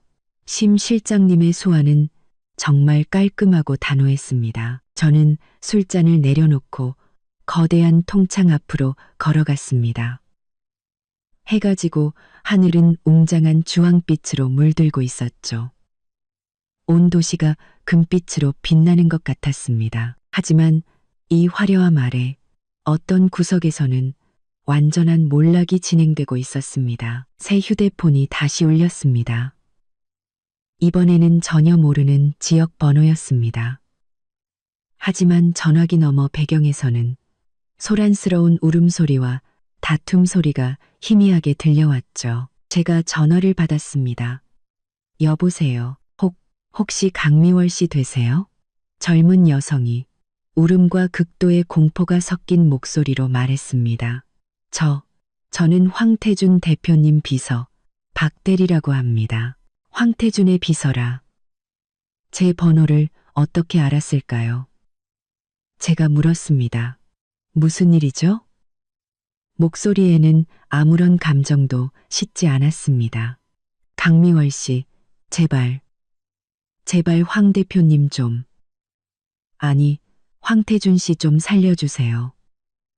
박 대리는 거의 울부짖듯 매우 빠른 속도로 말했습니다. 그 사채업자들이, 그 사람들이 황 대표님을 어디론가 끌고 가서 지분 무상양도 각서에 서명하라고 강요하고 있어요. 대표님이 거절하니까 그 사람들이 대표님을 때려요. 제가 몰래 들었어요. 그 사람들이 대표님을 그녀의 말은 무언가 날카롭게 깨지는 소리와 남자의 고함 소리에 의해 끊겼습니다. 전화기 너머는 아수라장이 되었고 이내 전화는 갑자기 끊겼습니다. 저는 휴대폰을 든 채 몇 초간 침묵했습니다. 황태준의 상황은 제가 생각했던 것보다 더 심각했습니다. 사채업자들은 원래 칼날 위에서 먹고 사는 무법자들이었죠. 막다른 길에 몰리면 무슨 짓이든 할 수 있는 자들이었습니다. 하지만 심 실장님의 사람들이 근처에 있을 테니 황태준의 목숨은 안전할 겁니다. 다만 육체적 고통과 짓밟히는 자존심은 피할 수 없겠죠. 그가 치러야 할 대가였습니다. 저는 심 실장님에게 상황 확인 문자를 보내려던 참이었습니다. 특수 휴대폰이 먼저 울렸죠. 아가씨, 헤리티지 힐스 쪽에 상황이 발생했습니다. 김미숙 여사가 정신적으로 붕괴한 듯 식칼을 들고 이뮤라의 방으로 뛰어들었습니다. 식칼이라 저는 눈썹을 살짝 치켜 올렸습니다. 이건 좀 예상 밖이었네요. 김미숙 여사는 연이은 충격에 완전히 이성을 잃은 모양입니다. 현장 상황은 저희 인원이 즉시 제지하여 다친 사람은 없습니다. 그러나 김미숙 여사는 통제 불능 상태로 이뮤라가 액바디라며 황씨 집안을 위해 죽어줘야 한다고 소리치고 있습니다. 이뮤라는 극심한 충격을 받았고 김미숙 여사는 현재 일시적으로 제압되었으나 정신 상태가 매우 불안정하여 강제적인 의료 조치가 필요할 수 있습니다. 고부 관계가 철천지 원수가 되어 칼부림까지 할 지경에 이르렀군요. 100억짜리 저택은 이제 행복의 보금자리가 아니라 정신병원과 전쟁터가 되어버렸습니다. 현장 잘 처리하고 인명피해는 없도록 하세요. 필요하면 정신병원에 연락하는 것도 돕고요. 제가 지시했습니다. 알겠습니다. 통화를 마치자마자 새 휴대폰에 또 문자 메시지가 왔습니다. 김이모였습니다. 이번에는 가십거리를 전하는 투가 아니라 진정한 공포가 묻어 있었습니다. 미워라 망했어. 다 망했어. 황씨 집안 완전히 무너졌어. 회사는 봉쇄되고 자산은 동결되고 태준이는 어디로 끌려갔는지도 모른대. 걔 엄마는 식칼 들고 유라를 죽이려고 했다더라. 미쳤어. 다들 미쳤어. 도대체 이게 어떻게 된 일이니? 저는 답장하지 않고 바로 문자를 삭제했습니다. 김이모 같은 박쥐는 이제 이용 가치가 없었죠. 저는 소파에 다시 앉아 눈을 감았습니다. 머릿속에는 황씨 집안 사람들의 현재 모습이 스쳐 지나갔습니다. 황태주는 어두운 구석에서 구타당하고 있을 것이고 김미숙 여사는 식칼을 들고 히스테리를 부리고 있으며 임유라는 구석에 웅크려 공포에 떨고 있을 겁니다. 황성철은 병상에 누워 아마 모든 것을 전해 듣고 병보다 더 잔인한 고통을 겪고 있겠죠. 온 가족이 붕괴하고 미쳐버렸다. 제가 처음에 내뱉었던 그 말이 어쩌면 분노 섞인 과장이었을지 모르지만 지금은 한 글자도 틀리지 않고 현실이 되어가고 있었습니다. 이 복수는 정밀한 기계처럼 모든 톱니바퀴가 완벽하게 맞물려 황씨 집안 모든 사람을 파멸의 소용돌이 속으로 끌어들였습니다. 아무도 빠져나갈 수 없었죠. 상상했던 황홀경은 없었습니다. 대신 얼음처럼 차가운 완수감이 느껴졌죠. 마치 결말이 정해진 비극 영화를 다 본 듯한 기분이었습니다. 다만 이번에는 제가 감독이었을 뿐이죠. 창밖으로 밤이 서서히 내리고 도시의 불빛들이 하나둘 켜지며 모든 어둠과 추악함을 덮었습니다. 저는 특수 휴대폰을 들고 황씨 집안과 직접적으로 관련된 마지막 지시를 내렸습니다. 내일 오전 9시 익명의 구매자 신분으로 헤리티지 힐스 저택을 정식으로 인수하세요. 그리고 안에 있는 불필요한 사람들은 전부 내보내고요. 알겠습니다. 아가씨, 그들이 행복을 과시하고 부의 자유를 누리려던 그 저택은 내일이면 주인이 바뀔 겁니다. 다음 날 아침 햇살이 눈부시게 쏟아졌습니다. 저는 깔끔한 정장 바지를 입고 그 검은색 세단에 올라 헤리티지 힐스로 향했습니다. 오늘은 전리품을 인수하는 날이었죠. 차는 저택단지 정문을 지나 조용하고 호화로운 도로를 따라 올라갔습니다. 길가에는 푸른 나무가 우거져 있고 새소리가 들려왔습니다.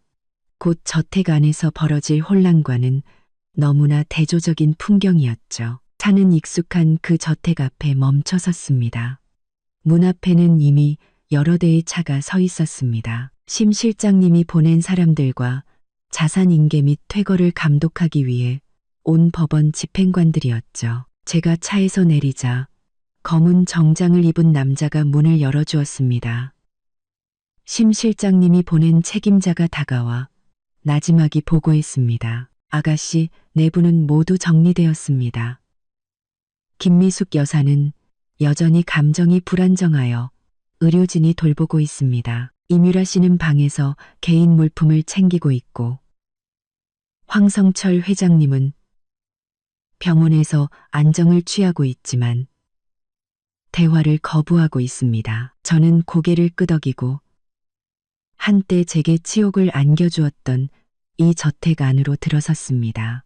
내부는 여전히 화려했지만 공기 중에는 억압되고 절망적인 기운이 감돌았습니다.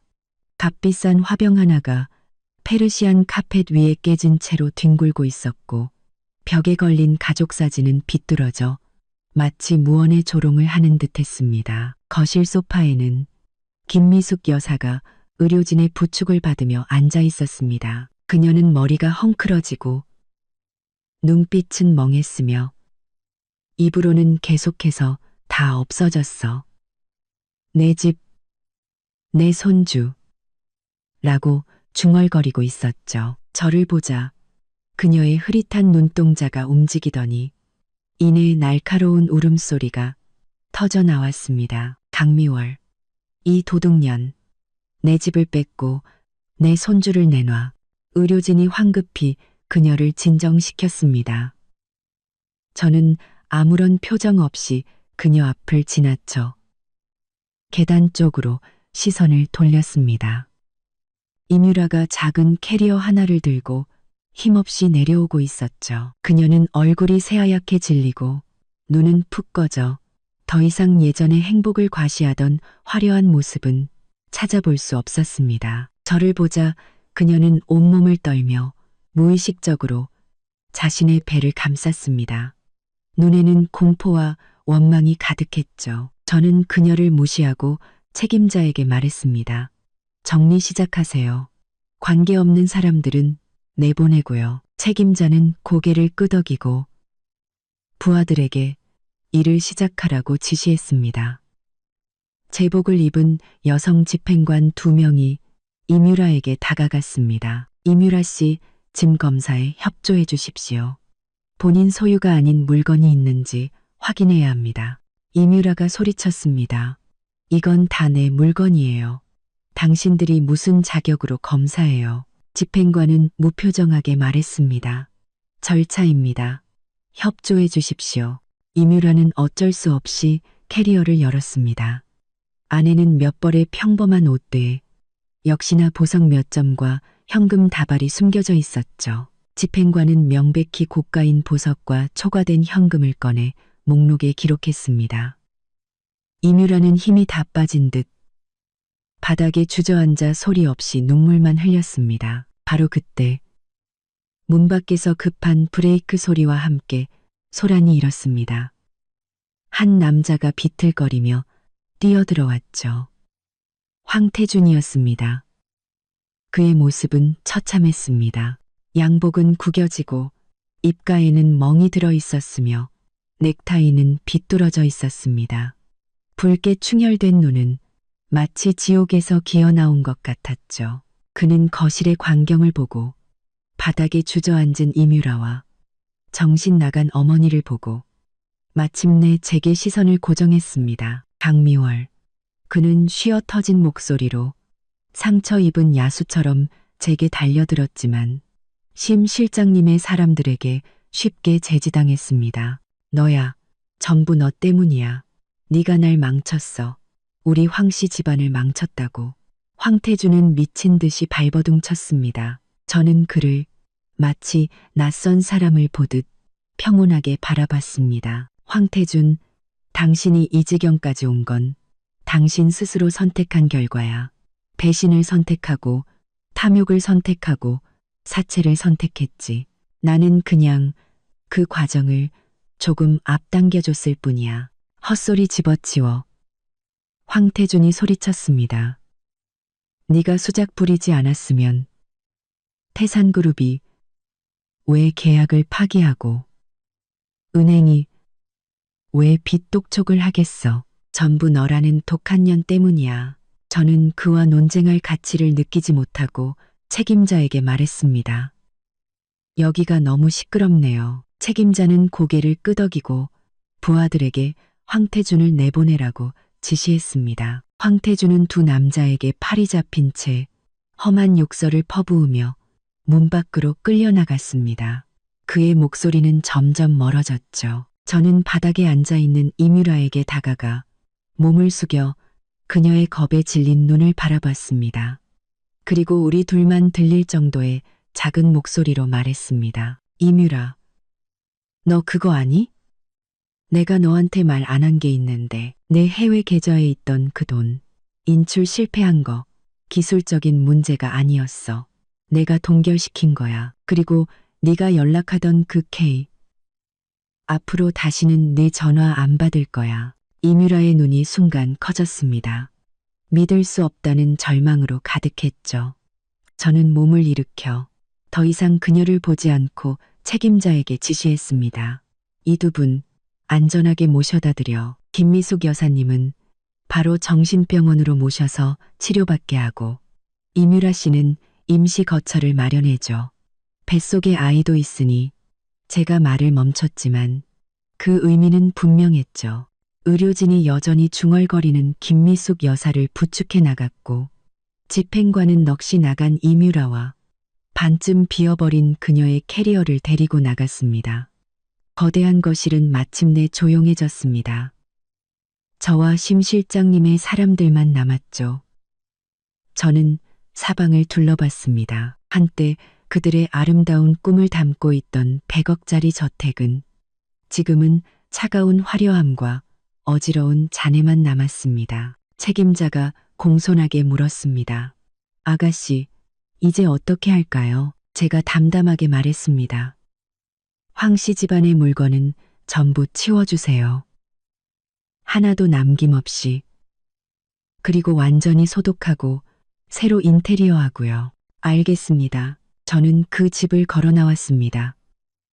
햇살이 몸 위로 따스하게 쏟아졌죠. 등 뒤의 저택은 제게 더 이상 아무런 의미도 없었습니다. 그저 한 시대의 종말을 알리는 상징일 뿐이었죠. 헤리티지 힐스 정문에 서자 햇살이 가림없이 쏟아졌습니다. 등 뒤의 저택에서는 가구를 옮기는 소리가 들려왔죠. 인부들이 제 명령에 따라 그 안에 모든 황씨 집안의 흔적을 완전히 지우고 있었습니다. 공기 중에는 소독약 냄새와 낡은 사치의 잔향이 섞여 조금 코를 찔렀지만 그것은 또한 새로운 시작을 의미했습니다. 검은색 세단이 소리 없이 제 앞에 멈춰 섰습니다. 차에 오르기 전 저는 마지막으로 그 집을 돌아봤습니다. 한때 황태준과 이뮤라가 행복을 과시하던 무대이자 김미숙 여사가 좋아요를 누르며 환영했던 새로운 시작점이었던 그곳. 이제는 제 복수의 길 위에서 함락된 성체일 뿐이었습니다. 그 이상도 이하도 아니었죠. 더 이상 제 감정을 움직이지 못했습니다. 차는 시내의 펜트하우스가 아닌 교회로 향했습니다. 마침내 한적한 공원묘지 밖에서 멈춰섰죠. 심 실장님이 이미 그곳에서 서류 봉투를 든 젊은 남자와 함께 기다리고 있었습니다. 제가 차에서 내리자 심 실장님이 가볍게 허리를 숙였습니다. 아가씨, 모두 준비되었습니다. 저는 고개를 끄덕이고 젊은 남자가 건네는 서류 봉투를 받았습니다. 안에는 몇 개의 소유권, 이전 서류와 지분 증명서가 들어 있었죠. 헤리티지 힐스 저택, 황룡건설에서 분리해낸 아직 가동 가능한 몇몇 우량 프로젝트, 그리고 시장에서 저가에 매입한 황씨 집안의 흩어진 지분까지. 이제부터 이 모든 것은 법적으로 강리월의 것이었습니다. 저는 서류 봉투를 들고 홀로 묘지로 들어갔습니다. 소나무 사이를 스치는 바람 소리만이 들릴 뿐 아주 조용했죠. 저는 깨끗하고 소박한 묘비 하나 앞에 섰습니다. 위에는 사랑하는 아버지 강원산의 묘라고 새겨져 있었죠. 사진 속의 아버지는 온화하게 웃고 있었지만 눈빛에는 쉽사리 감지하기 힘든 날카로움이 숨어 있었습니다. 저는 묘비 앞에 서류 봉투를 내려놓고 몸을 숙여 손가락으로 사진 위의 먼지를 가볍게 털어냈습니다. 아빠. 제가 나지막이 마치 평소에 대화하듯 말했습니다. 아빠가 남기신 것들 일부 되찾아왔어요. 황씨 집안은 무너졌어요. 그들이 삼켰던 것들을 이제는 더 많은 것을 얹어서 토해냈어요. 묘지에는 바람 소리만이 제게 답해 주었습니다. 예전에 아빠는 항상 사람에게 여지를 남겨줘야 한다고 하셨죠. 하지만 어떤 사람들에게 여지를 남기는 건 스스로 무덤을 파는 것과 같아요. 저는 잠시 말을 멈추고 계속했습니다. 아빠는 일찍 가셔서 황성철과 그 아내, 아들이 우리 엄마를 어떻게 괴롭혔는지, 우리 집 재산을 어떻게 빼돌렸는지 못 보셨죠. 엄마는 마음이 약해서 그들에게 당하기만 하셨어요. 이제 제가 엄마와 우리 집을 대신해서 정의를 되찾았어요. 저는 아버지가 저의 이토록 과격한 방식을 찬성하지 않으실 수도 있다는 것을 알았습니다. 하지만 늑대 앞에서의 자비는 어리석음일 뿐이라는 것도 분명히 이해해 주실 거라 믿었습니다. 걱정 마세요. 이 모든 것들 황씨 집안처럼 더위 양양하게 굴지 않고 잘 경영할게요.